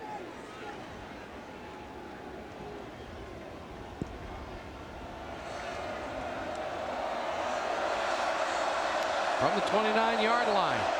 The Bobcats again using up time and moving the change. There's Sherrill again, and not much running room. Got 1.5 yards maybe. Bam Hardman in on the stop for the Gator defense. And I tell you, Larry, the offense that they run is very, very simple. They just continue to run the same plays, and they force you in this triple option to figure out which guy has the football. Don't make a lot of mistakes when you run the same plays over and over again. And the Gators have kept their safeties well back throughout this contest. Not bringing them up to make it tougher to run, but making sure they don't get any big plays and easy scores. Again, the safeties are back around the 42 on 2nd down. Jackson pitches, and there's a Gator there. Westbrook, but he couldn't get his hands on it, and finally a Bobcat falls on it. Brad Young, but Marquise Westbrook had the best chance of catching that pitch. But this is a great play by the Gators, staying at home, being in position. Right there, Gus Scott forces him to pitch the football.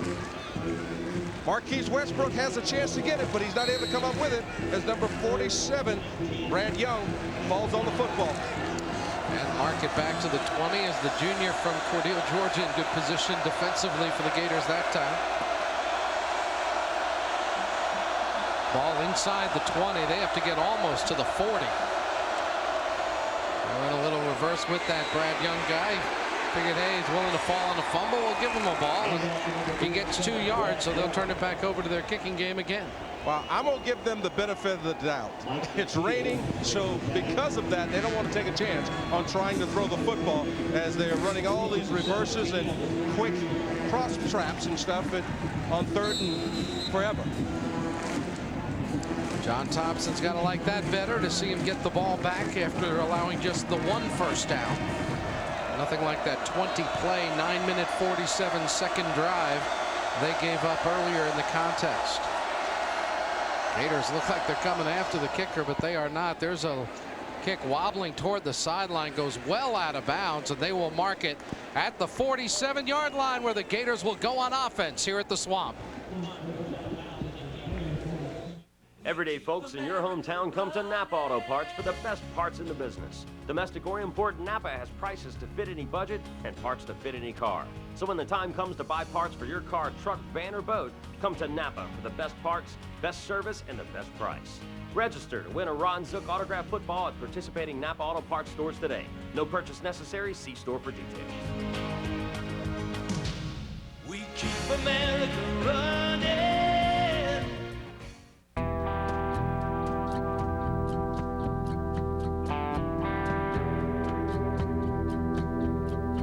What can handlebars teach us about financial relationships? You have to reach out to make them work. They're most valuable when faced with the unexpected.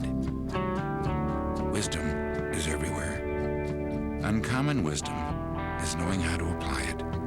Wachovia Securities.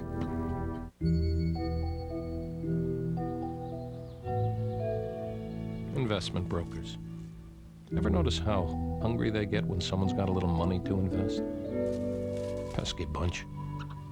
Whatever happened to respecting your wishes, to listening to what you want in an investment strategy? Are they all just in it for themselves these days? Not at SunTrust, they're not. How can SunTrust help you?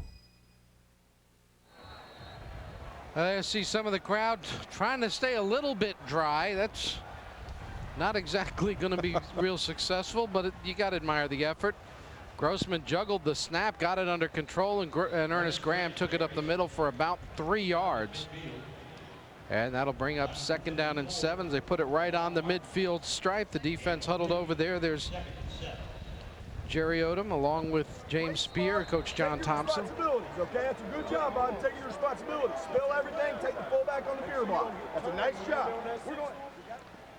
Well, happy about getting that ball back, especially the play that lost about 10 yards. And that's what you need to do, is come over and congratulate the guys when they do a good job after you've made the corrections.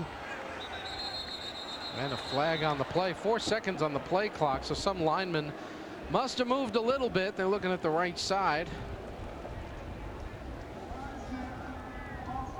Against the offense. Penalties 5 yards. Repeat the down. It'll be 2nd and 12 from back at the 45-yard line. Gators with touchdown run from Ernest Graham and a touchdown pass from Rex Grossman to Aaron Walker. They have spread it around. 6 different guys with 1 each and 3 catches for Matt Jackson. I don't think Jacobs is on that list yet, is he? Well, Taylor loses the ball, but he fumbles out of bounds, so the Gators will keep it. So Taylor Jacobs' first catch ends up being a nice gain, but almost turned out to be a turnover. Yeah, Bob White was right there on the scene. Did a nice job of not being faked out by Taylor Jacobs, and the ball comes out. The ball was fumbled forward, out of bounds. Bring it back to the spot of the fumble. Gators dodge a bullet there as White's not able to control the football before it goes out. They do not get a first down. They get 10 yards on the play, so it's 3rd and 2 from the 45. Here's where you want to be able to line up and knock guys off the ball, and instead Graham is dropped for a 2-yard loss. As great penetration by the left side of the defense disrupted that play before anything had a chance to develop. Chucky once again getting penetration as he knocks Snell back into Ernest Graham. Knocks him off his feet. It is really coming down here at the Swamp. It's a little cool to feel like a swamp, but it certainly has all the other elements. Morton has kicked well, and that's another good kick. When he fielded at the 10. Oh, he doesn't field it. Nice decoy job there by Owens, who waited and then ducked at the last minute, which is great if it doesn't bounce backwards. But if it bounces back and hits you, not such a good idea. 14-6 our score.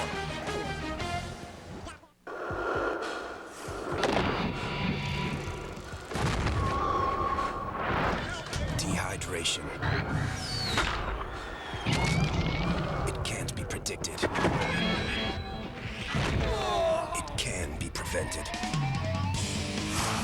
Nothing has been tested and proven to hydrate athletes better or faster. Gatorade. Is it in you? This is the rarest U.S. $20 gold piece and the single most valuable coin ever struck. Our Treasury Department estimates its worth at up to $8 million. When President Roosevelt ordered the destruction of gold coins in 1933, one single coin escaped meltdown. Then it was sealed in a vault at the World Trade Center. Again, the Double Eagle escaped fate when it was moved to Fort Knox only 8 months before the terror attack. Soon it will become the single most valuable coin ever struck. To mark this historic event, National Collectors Mint has released its 1933 Double Eagle Proof. It's the rarest U.S. government $20 gold piece as a 10 mil pure gold proof. And it can be yours for just $19.95 while supplies last. Strict limit of 5 proofs per caller. Call now. To order your 1933 Gold Double Proof, call 1-800-787-8844. That's 1-800-787-8844. Strict limit of 5 proofs per caller. Call now. Home to the Florida Gators. And first in Florida sports. Sunshine Network. There you see how much the crowd has thinned out in this horrible weather at Ben Hill Griffin Stadium, the Swamp in Gainesville, 14-6 Florida, 8:43 to play, clock running here in the third quarter. Ohio going on offense after the punt out of the end zone. Jackson made it maybe a yard, and it's 2nd down and 9. Fake to the fullback. Jackson, the fullback did get it. I'm sorry, Sherrill did have the ball. That's the first time he's fooled me.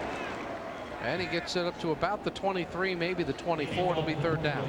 Jackson just does such a great job of carrying out the fake after he's given out the football that you just never know. That time he went all the way outside the hash mark, forcing Mike Natile to take him as he gave the fullback the football.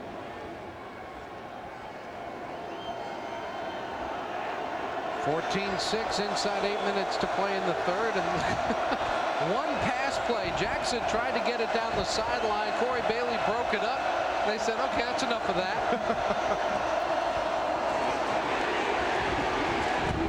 There's Brinker, and the Gator defense handles him, and he can get the ball maybe to the 23.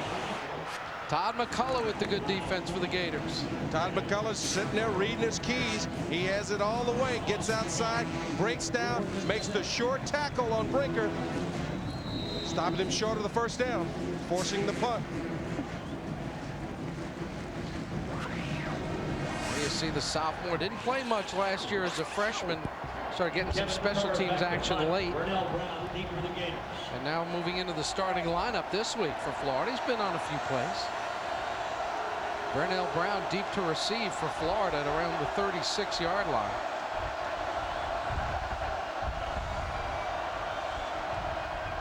Good snap to get the kick off, a low kick. Burnell comes up, fields at the 40. Brown can't get outside, so he changes direction. Burnell will get to about the 47-yard line, and that's where the Gators will go to work on offense, looking to extend the lead over Ohio. At Toyota, not all SUVs are built the same. They're each amazing in their own way. There's the adventurous 4Runner, Highlander, the SUV with a car-like ride, the RAV4, stylish and fun, and Sequoia, the V8 that seats 8.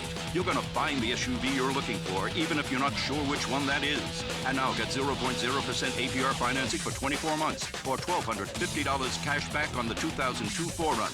That's right, 0.0% APR, or $1,250 cash back.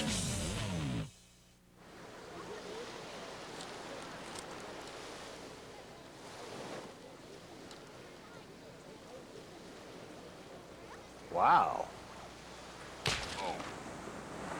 Wow is right, because Dish Network now has your local channels, plus America's lowest all-digital price package. Over 50 channels for just $22.99 a month. Wow.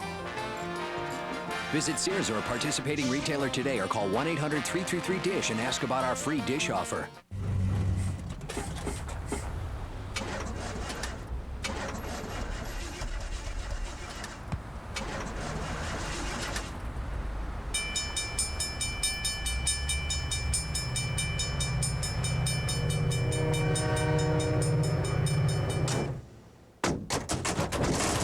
Thousands of parts, great prices. Discount Auto Parts. Buy Valvoline All-Climate Motor Oil for just $1.28 a quart. Discount Auto Parts. Football on Sunshine Network is brought to you in part by SunTrust. How can we help you? Gators go to work. Grossman pumps, now in trouble, sets and fires, incomplete, and he's hit as he throws. As once again, there's a lot of pressure on him. Wanted to go quickly to Jacobs. Incomplete. 2nd and 10. But the big defensive end gets his hands up, his 3-step drop. He wants to go out to Jacobs. Right here, he has to pull it down because he can't get it to Jacobs. Good job of getting outside, but right here, don't try and make a great play. Just get rid of the football. Don't have the turnover. Found an open spot in the secondary and just threw it in there. 2nd down and 10, ball at the 46. Ohio shows blitz. Grossman fires right side. He's got a man. That's Kelvin Kite. Kite driven backwards, was close to a 1st down where he caught it, and it's going to be, looks like a little bit shy where they've spotted it just outside the 44. Now Kelvin Kite runs a great route here. The thing that he does wrong is he doesn't continue to come back to meet the football. He realizes he needs 10 yards. And right here, if he continues to come back, he catches the football and may be able to square up on White and make him miss him. But you've got to come back to meet the football. Ran Carthon running right side, only needed about a half a yard, got a whole yard, and a 1st down at the 43-yard line. Ran the backup to Ernest Graham. The Gators have not run the ball as well today as I'm sure they would like. Fewer than 50 yards on the ground. Carthon with 24, Ernest with only 15, and that's about it. On the left side, there's Perez. Carlos inside the 35, a 9-yard completion from Grossman to Perez, his 2nd catch. Now this is just a little belly route by the slot guy where you get Taylor Jacobs out front. He's blocking on Chip Cox. Good job of just turning it up, getting as much as he can by Perez.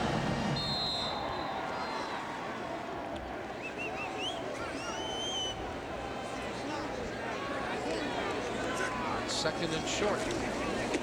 Grossman running in trouble. Makes one man miss and swings it to Jorgensen, who didn't want it. And there's a flag. Jorgensen was on the outside and Ben Troop was closer to the line of scrimmage.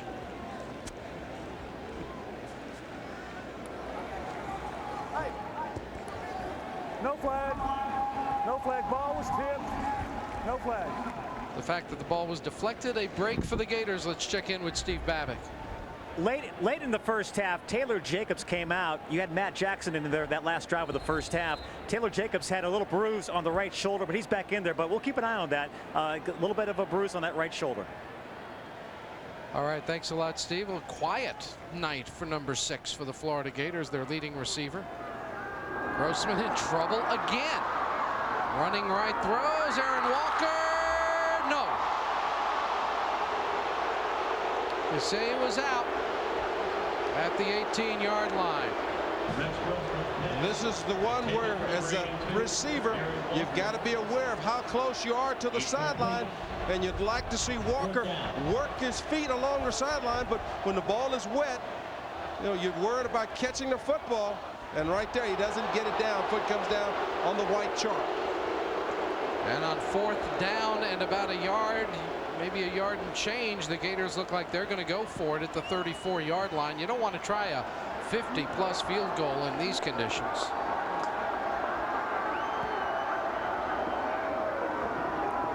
Nice running room for Carthon. He's got a yard and quite a bit more as he spun ahead to the 27-yard line. Lead block from Ray Snell, helping him get some running room as Ray took his man all the way down to the 23.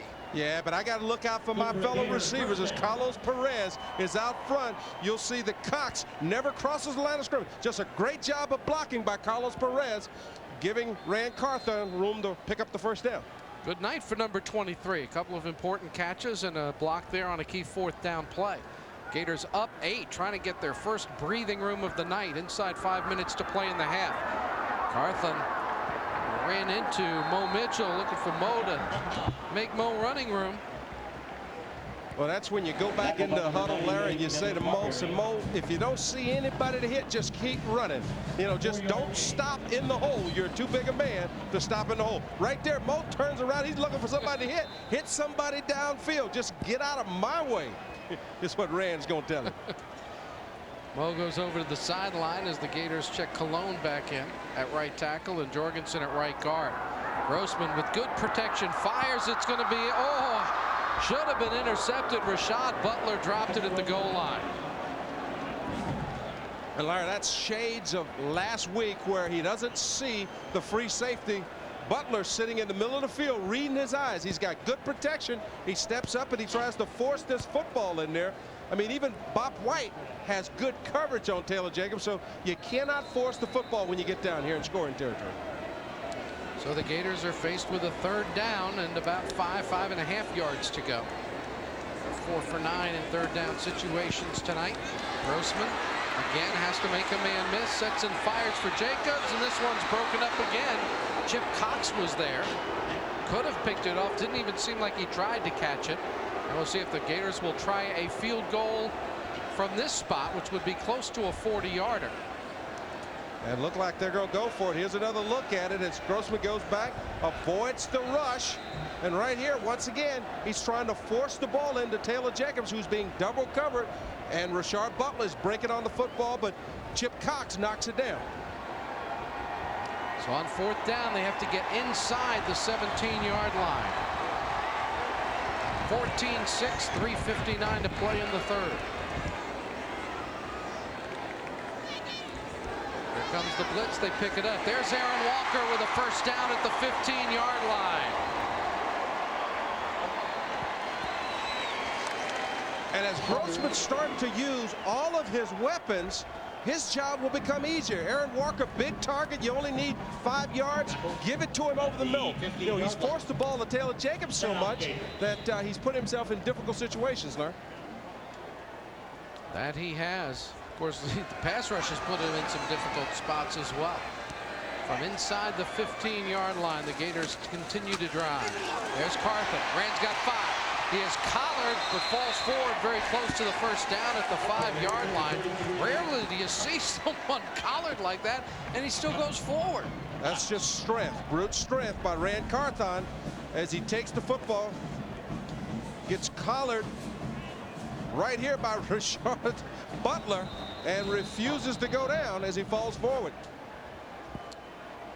And as it was 2nd down and less than a yard, the defense for Ohio calls time. They need to rest a little bit because it's the Florida Gators now taking some time off the clock, moving the ball down the field, and in position to extend a 14-6 lead with 3:13 to play in this 3rd quarter. And Nat, while this is a drive the Gators need to get more than a score ahead, they've still struggled. They're still struggling protecting Rex. Well, they're struggling protecting Rex because what they're doing is they're blitzing the safeties, they're blitzing the corners, they're coming at them with so many different blitzes, as well as, you know, some zone blitzes. And in the process, they're getting free blitzes on it, and every time that he gets pressure, he starts to look at Taylor Jacobs. You know, he's got to go to some of his other outlet receivers because Rashard Butler is favoring Taylor Jacobs while he's sitting back there as a free safety.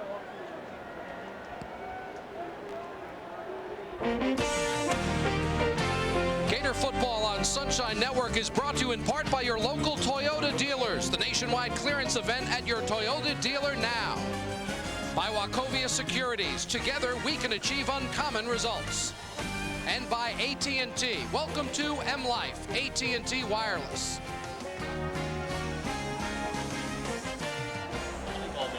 Albert and Alberta saying hi to some of the fans at the north end of Ben Hill Griffin Stadium. Boy, the people have braved the elements to watch this, and now the Gators 2nd and short at the 5-yard line,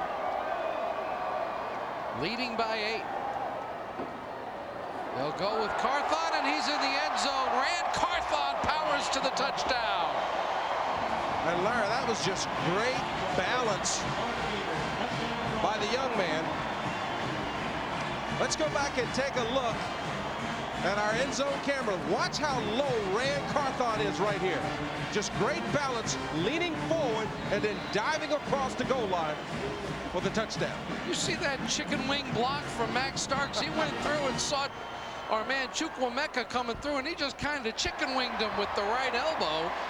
and knocked him off stride enough to help Carthon get through. Let's see if we can see big number 77. Shannon Snell buries his man. Watch Max Starks. Well, when you're 6'7", 6'8", 345 pounds, all it takes is a chicken wing to sort of get a little movement there. Good blocking by the big fella. And for Rand Carthon, his second touchdown of the season. And it has the Gators with their first breathing room all night long as they go up by a score of 21-6. Well, what can $60 buy? Well, a whole lot of excitement. You get your Gator Gold Card for just $60, and you'll see Florida Gator volleyball, women's basketball, and gymnastics all season long. To order your Gator Gold Card, call 352-375-4683. That's 375-GO-UF. And if you had been at Gator volleyball earlier today, you would have seen Florida knock off the #1 team in the land. Florida beating Stanford 3-0 in front of a crowd. They had 4,500 or so before the start of this football game. And they were treated as something special watching #1 go down to the Gators. High kickoff taken at the juggled at the 10-11, still loose. And then Byram is able to fall on it. The guy doing the load on that drive for the Florida Gators, number 33, junior Rand Carthon. Well, the last 2 weeks has been Ernest Graham, but Rand Carthon was looking to get a little bit more playing time, showing his power and his strength, as well as his great balance as a runner, picking up big yardage, first downs, and then the touchdown as he gets into the end zone, giving the Gators a 21-6 lead. Nice night at the office, 50 yards for Rand. That's his best single game total, and maybe he can pile on to that. They run Brinker, who has been more of a decoy than a part of the offense, and he is driven backwards. They'll spot him around the 11. It'll be a loss of 3. And Larry, what you're starting to see is those safeties and those linebackers, they're creeping up closer to the line of scrimmage because they're starting to realize then this kid's not going to throw the football. So they're getting in the hole a lot quicker, and Brinker is just having a tough time running the football today. And you see Corey Bailey. He certainly has had a hit and been in on some plays for the Gator defense today. Marquise Westbrook continues to play at one corner.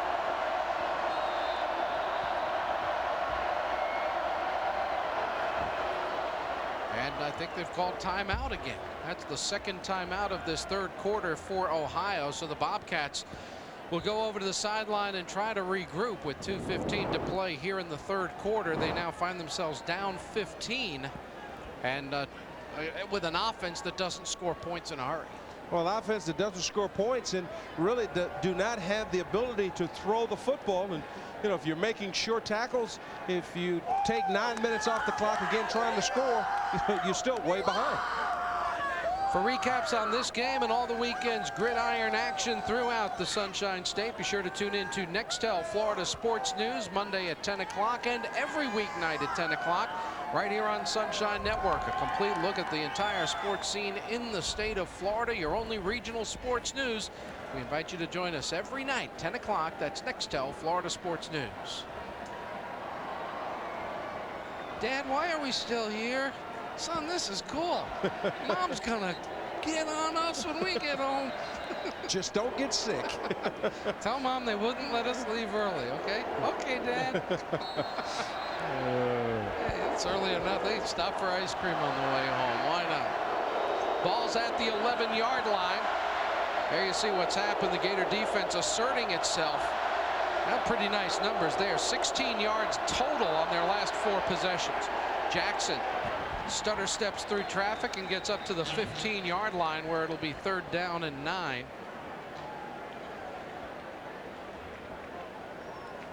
Gators are doing a much better job of stuffing the fullback and then not allowing Jackson to get outside. All of his big runs was where he was able to hit it off tackle and get outside in a hurry, but the Gators are sort of fencing him in. Not allowing him to pick up big yardage. So Arpege roll, Tron Lefevre, Brian Savalio in there on the D-line for the Gators. Bobby McCray also in there. On 3rd and 9, will they throw it?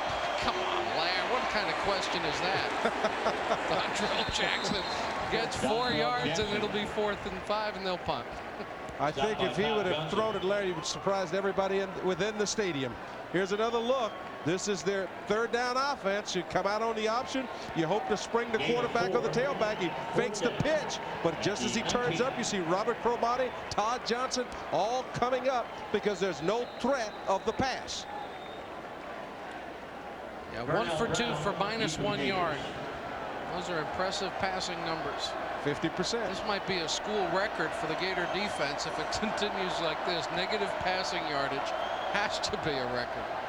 Never heard of such a thing. There's a good kick. Vernell Brown backs up, lets it hit at the 38, and it'll go to the 31-yard line. And so that's where the Florida Gators will go on offense. 21-6, the Gators lead as Rex Grossman gets set to go back to work with 39 seconds to play in the 3rd quarter. And you see the numbers on Rex early this season, not what we have become used to out of Rex. Well, you know, last year you just knew he was going to put up great numbers. This year, having thrown only 2 touchdowns versus I think it's 4 interceptions at this point. You know, that's not a typical Rex Grossman. And you know, he's a guy that's got to get off the start, got to get ready if they're going to have a chance going down that tough SEC schedule. Starting with Tennessee next weekend in Knoxville, and then it's Kentucky, which has played well early this season. A surprising win over Louisville. A little delay to Willie Green. Willie Green might have got the yard or so before he meets Mr. Chukwuemeka. And might give him a gain of a yard up to the 32-yard line. And they do not have to snap it again before the end of the quarter, but we'll see. Looks like they're going to line up to do so. O.J. Small and Vernell Brown, the wide receivers for the Gators on 2nd down. Officially a 1-yard gain, in reality about a foot. And that will be the end of the quarter, so they don't get the playoff. And the 3rd quarter comes to a close here at Ben Hill Griffin Stadium, a thinned out Ben Hill Griffin Stadium where the Gators are up 15.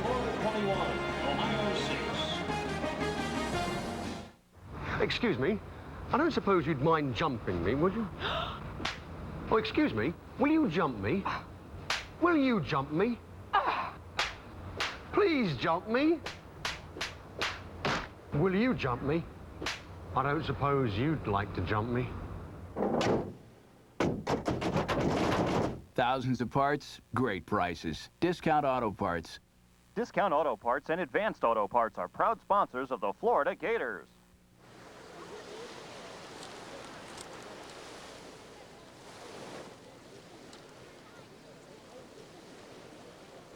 Wow. Wow is right, because Dish Network now has your local channels, plus America's lowest all-digital price package. Over 50 channels for just $22.99 a month. Wow. Visit Sears or a participating retailer today or call 1-800-333-DISH and ask about our free Dish offer. At Steak and Shake, we're open from sunrise to sunrise. You can't have a steak burger without crispy edges. You can't get crispy edges unless you sear them on a hotter grill. You can't sear them on a hotter grill till you master grilling. You can't master grilling until you use the steak cuts. And without steak cuts, you can't have the steak burger. Steak and Shake, famous for steak burgers. Bean crock.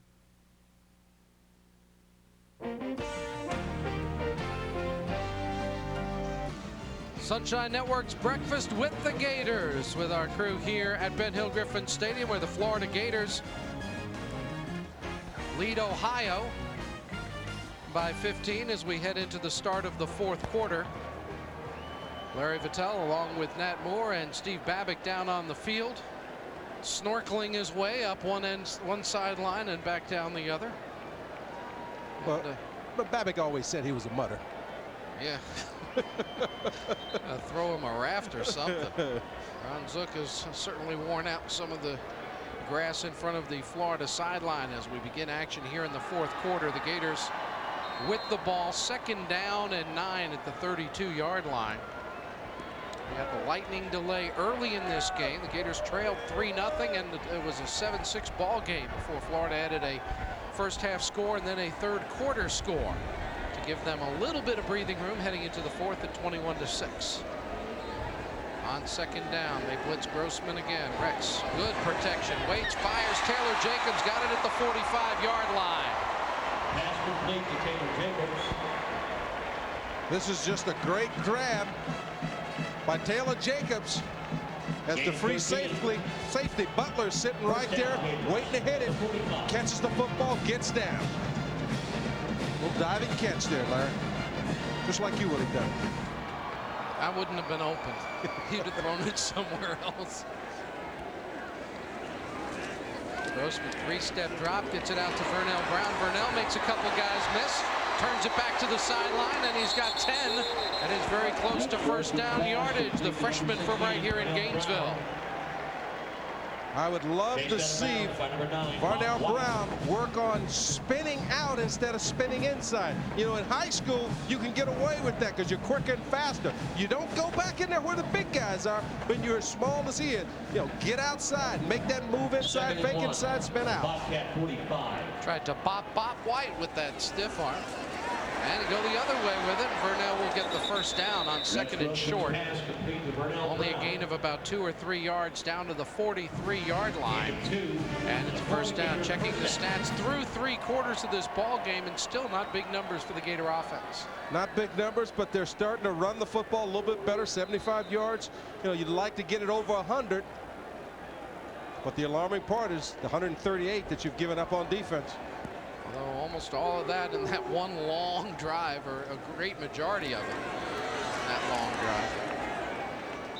drive. Ernest Graham, welcome back. You've been missing in action. Absolutely, Ernest been resting, so he's got plenty of wheels ready to go to work here, and picks up a gain of about 3 down to the 40. Second down and 7 from the 40-yard line as Florida tries to put this thing out of reach. As you look at some of the numbers on Ernest. Came into the ball game averaging 8.2 yards a carry. Grossman, a late pitch. Graham on his feet. He's going to go the distance. Ernest Graham will score.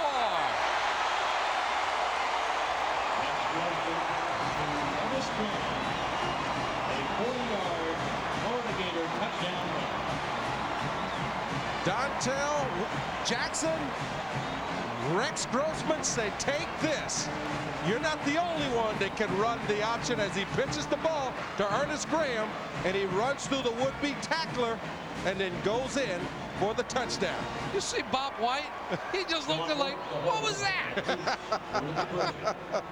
Rex is going to try to explain that over on the sidelines as well.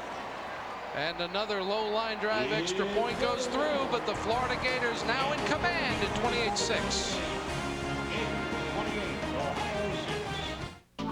Now, it's Florida's one and only regional sports newscast, and it's coming at you exclusively on Sunshine Network, the Inside Angle.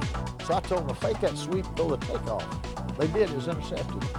Covering every team from across the state. Your regional news is Nextel Florida Sports News. Weeknights at 10, only on Sunshine Network. Precision, performance, perfection. Expect no less from yourself or the leader in sports medicine and orthopedics. Ranked among America's best hospitals, Florida Hospital performs more orthopedic surgeries than anyone in Florida. We know what it takes to get you back in the game. That's why the Orlando Magic, the Orlando Miracle, Disney's Wide World of Sports, and Florida Citrus Sports have all made Florida Hospital their official hospital of choice. Excellence. It's in our bones.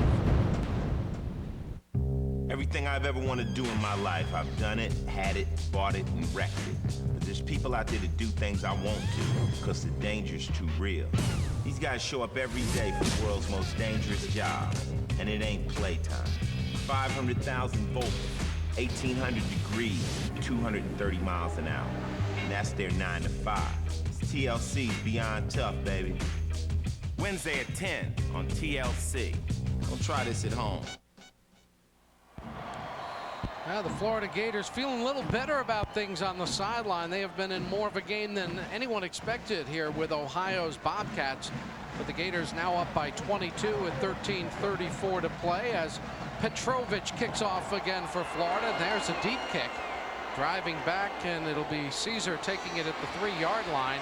And he gets a feeling Brutus is on the field as he is dealt with on the 15-yard line. 4 trips to the end zone today for the Florida Gators.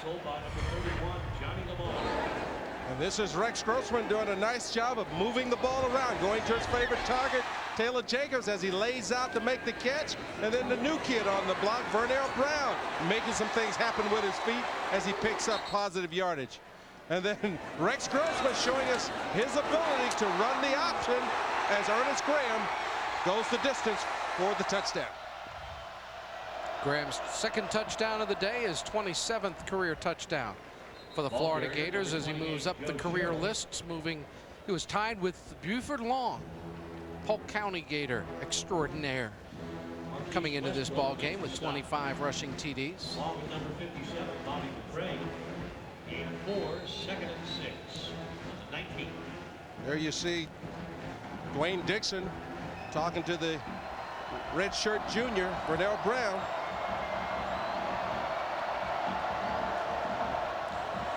There's a good hit at the line of scrimmage as Tron Lefevre drops the ball carrier for no gain, and it'll bring up a 3rd down. GatorZone.com is the place to go for the latest news on Gator sports. Check out schedules, rosters, stats, and a whole lot more. Plus, you can order all your official Gator merchandise at GatorZone.com, the official website of the Florida Gators. I go to Gator Zone to get stats, get ready for ball games quite often. We'll be able to see a new show on Sunshine Network called Gator Zone, Tuesday at 5:30. We'll hope you'll tune in for that. James Bates and I are involved in that one. Oh, good coverage that time as the Gators bury the option. Well, Larry, you always hear me hop on just taking care of your responsibility. Now watch Clint Mitchell. The play is supposed to be going away. He's outside, got containment. Brinker has nowhere to go, making the play. 9 out of 10 times, if the play goes to the other side, you're not going to make the play. You just got to stay at home to make sure they don't come back with any trickery. Chad Brinker, a guy closing in on 2,000 career yards for Ohio, averaging 106 yards their first 2 games. Basically, their whole offense, their first 2 ball games, has been very little used in this contest. I wonder if they're just protecting him. They really have not used their best ball carrier. Vernell backs away from it, lets it bounce twice. Now starts a run back that doesn't go very far as he's dropped at the 42-yard line. So that's where the Gators will go to work, up 28-6. Precision, performance, perfection. Expect no less from yourself or the leader in sports medicine and orthopedics. Ranked among America's best hospitals, Florida Hospital performs more orthopedic surgeries than anyone in Florida. We know what it takes to get you back in the game. That's why the Orlando Magic, the Orlando Miracle, Disney's Wide World of Sports, and Florida Citrus Sports have all made Florida Hospital their official hospital of choice. Excellence, it's in our bones. This is the rarest U.S. $20 gold piece and the single most valuable coin ever struck. Our Treasury Department estimates its worth at up to $8 million.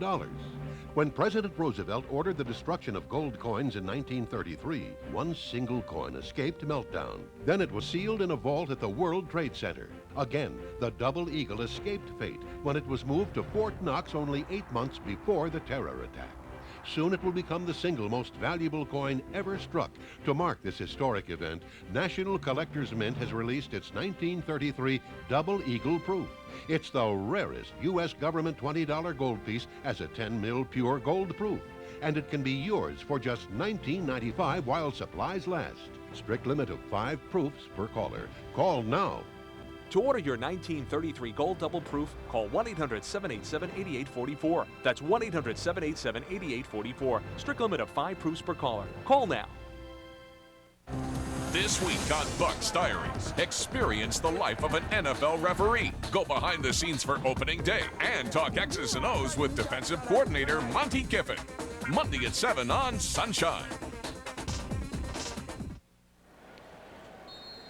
The Florida Gators go on offense at the 43-yard line. Cedric Faison has checked into the Gator lineup. There's the freshman out of Jacksonville. Faison strings it out, turns it upfield. Nice footwork as he moves forward and turns nothing into about 6 yards. Steve Babick down on the sidelines. You may have noticed during the first 2 games, and of course today's game with Ohio, that the Gators communicate their offensive plays to their specialty players with their wristband. Quarterbacks, wide receivers, running backs, tight ends, they all have this wristband. The plays can be numbered, they can be color-coded. There's different ways you can do it. I've noticed the Gators have quite a few plays on their wristband. I just have 2.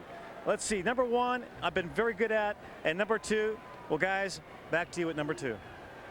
I love a man who can execute. good stuff. Especially the second one. Toss it back to us.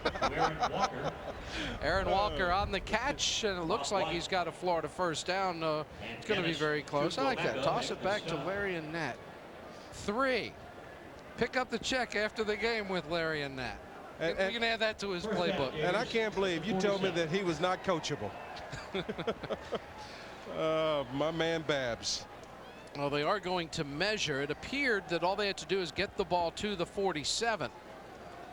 But they are going to measure. The ball is inside the 47-yard line for the Florida Gators. Well, we've seen kind of mixed results on, one of our storylines early, Nat. We talked about special teams. Kewan Ratliff gave the Gators a great punt return, but he has not been back there here in the second half, and Vernell Brown has been letting them hit. Well, you get a good young player like Vernell Brown that you want to try and get him some work, so you put him back there, you got a lead. And, one of the problems that you run into with young guys, if you do anything, you run up, you fair catch the football. You do not let it hit the ground because, you give up 10, 15, sometimes as much as 20 yards as the ball is bouncing along. So, great opportunity for Vernell Brown to get some experience. It was a first down by the length of the football, exactly as we thought. Willie Green shakes off a couple of guys, still has those legs moving as Willie powers down to the 39-yard line. So a nice run. Green picking up 8. And Larry, I love what you said. He still has those legs moving. That's because they are fresh legs and has not been running on this soggy field as he's just churning. He doesn't get to play a whole lot as a backup. So when he gets in there, he wants to make something happen. And he gets another chance. He's got a first down and more as he bounces inside the 35 down to about the 33-yard line. So Willie Green, back-to-back carries, picking up 14 yards on the ground for the Florida Gators. At the 33-yard line, gain of 7. Well, one of the things that the Gators wanted to improve on this year is the ability to run and throw the football. And there you see the balance. They've ran the ball 28 times, thrown it 30, and they've been pretty good about that this entire season.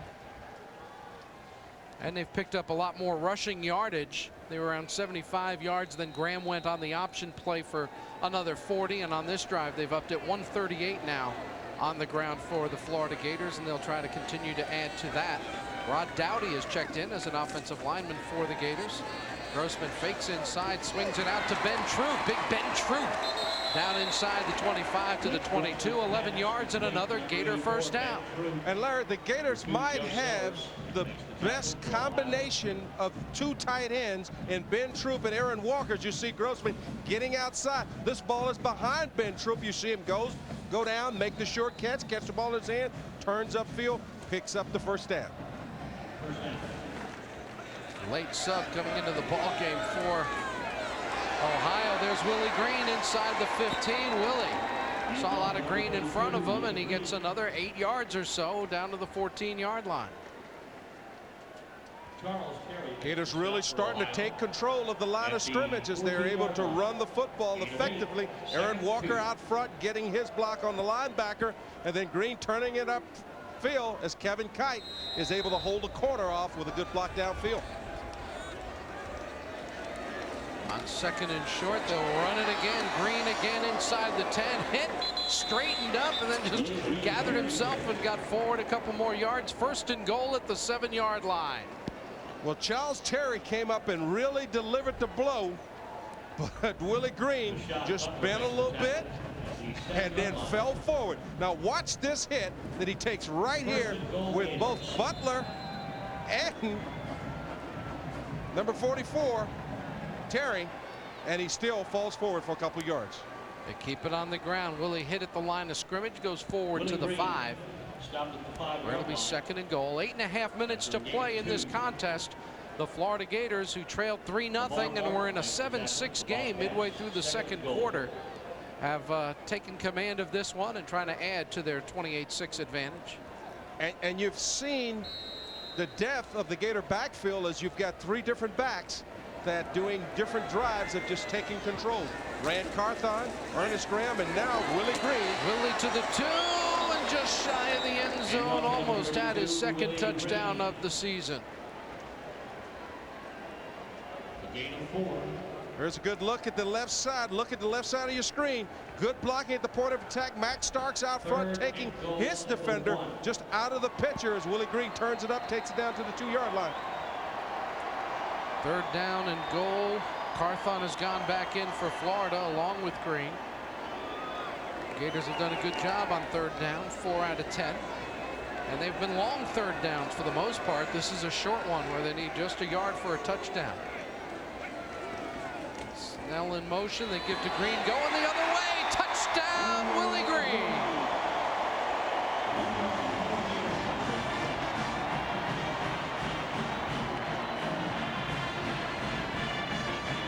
Well, the Gators been running this power formation. This time they bring Snell in motion and they run it back the other way with Rand Carthon leading the way. Willie Green going over for the touchdown.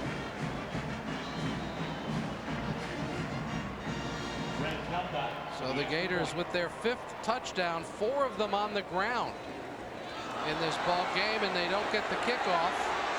Talcott running for the corner, and he's dragged down. Apparently by the collar, not the face mask. So Brent Talcott getting a chance to get that last extra point. Instead, almost ran it in for 2. We've got timeout, 7:21 to play, and the Gators in command.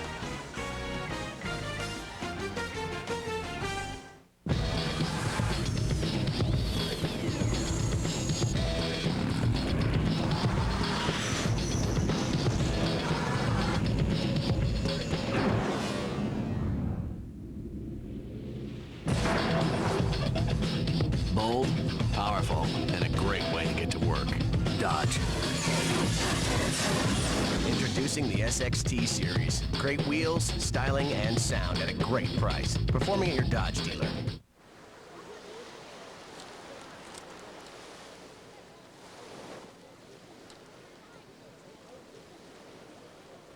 Wow. Wow is right, because Dish Network now has your local channels, plus America's lowest all-digital price package. Over 50 channels for just $22.99 a month. Wow. Visit Sears or a participating retailer today or call 1-800-333-DISH and ask about our free Dish offer. The Associated Builders and Contractors, the voice of commercial construction, providing excellence in management education, craft training, business development, and government affairs for the construction industry, is a proud sponsor of Gator football.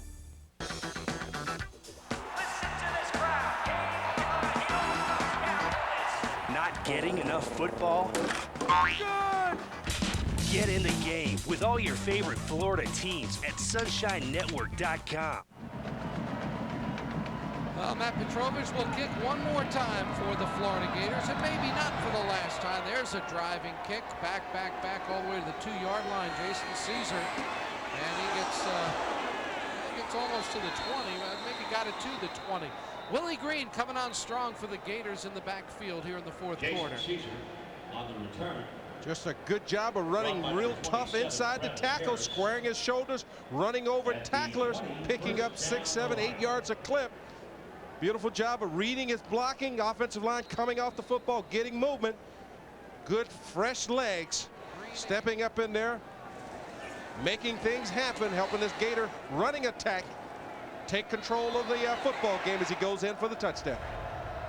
Willie Green, 37 yards on the ground, his 2nd touchdown of the season.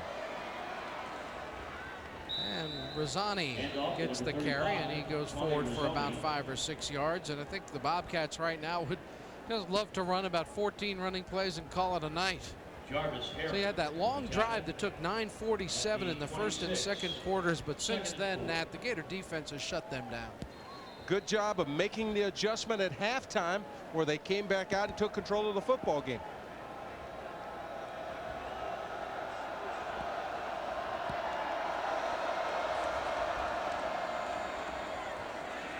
Keeper Jackson still on his feet, popped out of all that trouble and goes very close to first down yardage. Stopped by number 46, Jarvis Harry.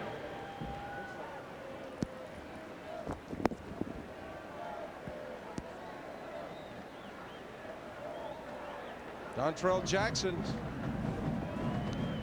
refusing to go down, getting it up in there and coming very close to picking up the first down.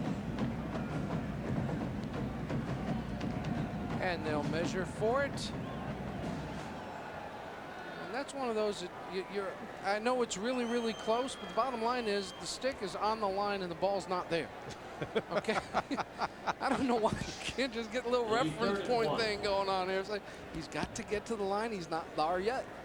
But, oh well. 3rd and short. 6:14 to play. We are in the 4th quarter. There you see the Gator coach is trying to look through. See, they've got glass in front of them. We don't. The good news is they're not wet and we are. The bad news is they can't see and we can. Next home game, they may want our booth and we might be in there. It's a tough place for them to be in weather such as this because they get rain on the window in front of them and it fogs up. It can be quite a ordeal. 6 minutes to go in the game. First down for Ohio. Kids in the 8th grade and under, you are invited to join the Gator Kids Club. You can get an official club t-shirt, membership card, and exclusive opportunities where you can meet Gator players and coaches. For more information on the Gator Kids Club, call 352-375-GO-UF. Nat keeps applying, but they keep sending rejection notices. He just wants that membership card. Dontrell Jackson, he's going to throw. And he's got his man Brinker, the tailback. And Brinker hit by his teammate at the 44.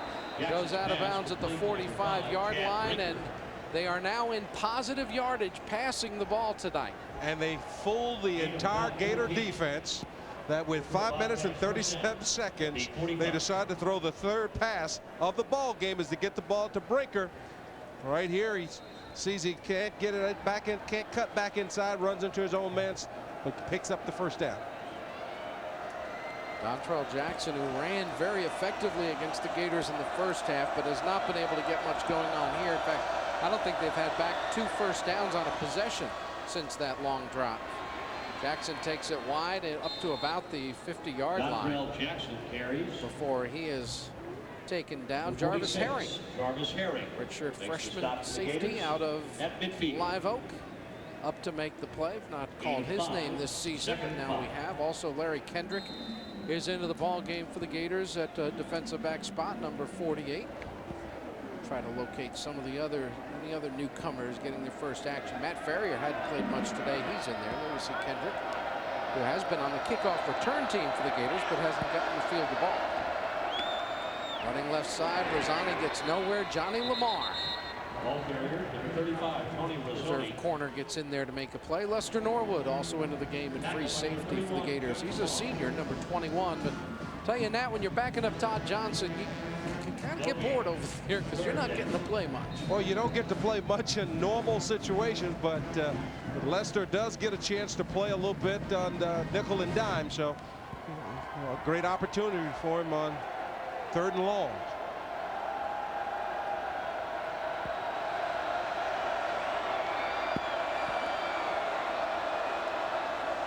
Third down, they'll run the option right side. Jackson keeps it, skips away from one tackler and goes forward into Florida territory at the 43 or 44-yard line, and he gets a first down, 3rd in a row for the Bobcats as they move the chains and take us down to about 4 minutes to go in the contest. And all this is happening with liberal substitution where you're starting to get the second team, but Jarvis Herring, watch the effort of this young man. He doesn't make the tackle, but he goes out, leaves his feet, stretches out, sticks his arm out, comes very close to making the tackle.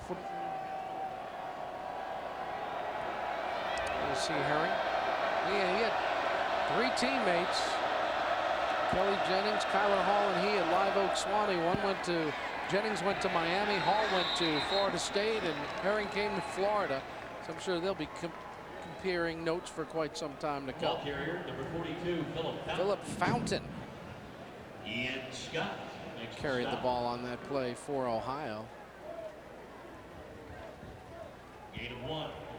See the Florida defenders, they struggled early in this game. Ian Scott seemed like he was the only guy making tackles in that long drive, but since then the Gator defense has kind of bowed its back a little bit and shut down this Ohio team, which was 6th in the nation running the football last year. They are good at executing this offense. As I mentioned, their coach Brian Knorr is from Air Force Academy, and as a result he knows all about Fisher DeBerry and that Air Force option attack, which is very, very good. 28, Marquise Westbrook. The play of the game is brought to you by Steak 'n Shake, famous for steak burgers, and this was a real momentum changer in the special teams. Yeah, Kawan Ratliff takes a punt return 41 yards to set up the Gators' second touchdown as he weaves his way downfield to give the Gators good field position. And that is our Steak 'n Shake play of the game. Over 100 yards now running for the quarterback, Dontrell Jackson. Jackson kept it. I'm not sure he really wanted to, but he did, and he ends up with 5 yards and another first down as we go down near 2 minutes to play in this contest. There you see the numbers on Dontrell Jackson. So another team has run the ball effectively on the Gators. Over 160 yards as a team for Ohio. Only 12 in the passing game. 178 is good total offense for a defense to hold a team to, and no touchdowns, which is probably the best stat of all. Well, it's the second time this year out of 3 ball games that the quarterbacks have had big ball games as far as running the football. Jackson lost the ball, had to fall on it, and Ian Scott's going to call up the stats crew and say, can we call that a sack? I mean, I was really close. Probably not, but it's a big loss on the play. He can get credit for the tackle. He's the closest guy there. A loss of 5 on the play as the Gainesville High product. He and Vernell Brown, high school teammates 3 years ago, now Gator teammates. And Ohio has called a timeout with 1:39 to play. They want to get in the end zone. They came down to Gainesville to compete, stay healthy, and now they have one more goal to reach. They want to get in the end zone. Yeah, they would like to do something just to help their confidence. This is a football team that played Pittsburgh pretty tough and end up losing to them. And then last week they got taken apart by Northeastern. So if they could put a touchdown on the board, it would make them feel real good as they get ready to go into the Mid-American Conference. Florida quarterback Rex Grossman. You see the Gators have done a lot more running for touchdowns than throwing for TDs, and they have dominated their opponents in that regard. They haven't allowed a rushing TD, so they have a +9 in that category. But Rex, so far this season, has thrown just 3 touchdown passes in 3 ball games, and last year he was averaging 3 touchdowns a game. Well, he just has not been as sharp as he's now in a new offense where he's really having to try and grasp this new offense, so he's not as sharp mentally, so he's a little bit hesitant in making some of the throws. They'll run the option right side. Jackson goes ahead to about the 30. Got the 5 yards he lost back. And it will bring up 3rd down. No more timeouts for the Bobcats, so they cannot stop the clock. And did you call that an option, or was that a quarterback sweep? Well, he had an option to fall down 5 yards behind the line of scrimmage like he did the play before. How's that? Okay, I'll go for that one. But that looks like the Green Bay sweep with the quarterback. Well, Johnny Unitas ran a few of those, didn't he? The late, great Johnny U. We lost him this week at age 69. Any discussion of the greatest quarterbacks, Johnny Unitas has to be part of the conversation. He was my greatest.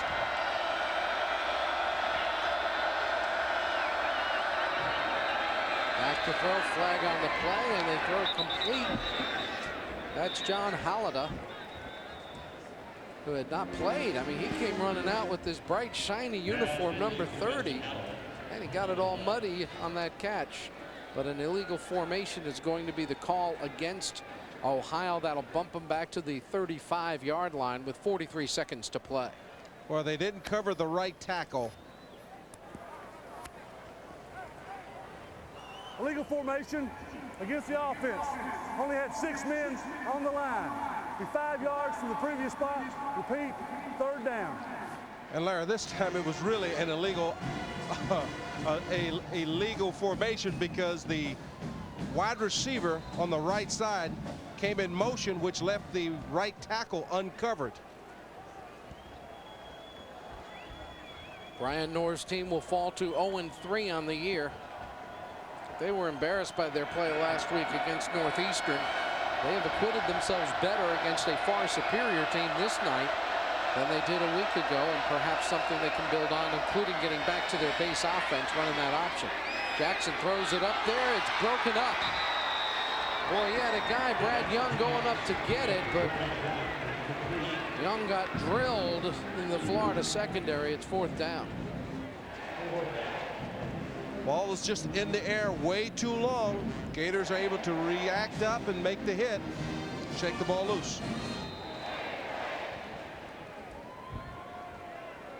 Ohio has completed only 2 passes in this ball game, one for minus a yard, the other for 13. So they have 12 yards passing out of their 183 total. Dontrell Jackson has run for over 100 yards as he is closing in on a career in which he'll have over 2,000 running and 2,000 passing. But that'll have to, those numbers will have to wait at least another week. And now there's a whistle. Delay a game is called as they took too long getting up to the line of scrimmage.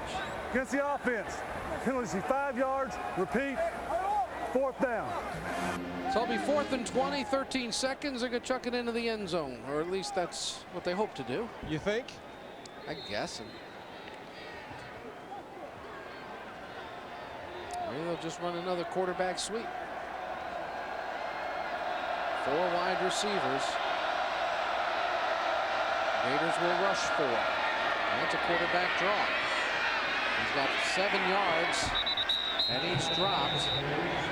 And they will stop the clock with 4 seconds for the change of possession, and we'll have one more snap before this ball game is over. So Ron Zook will have his 2nd victory as the Gators head coach. Wins over UAB and Ohio, a loss to the Miami Hurricanes.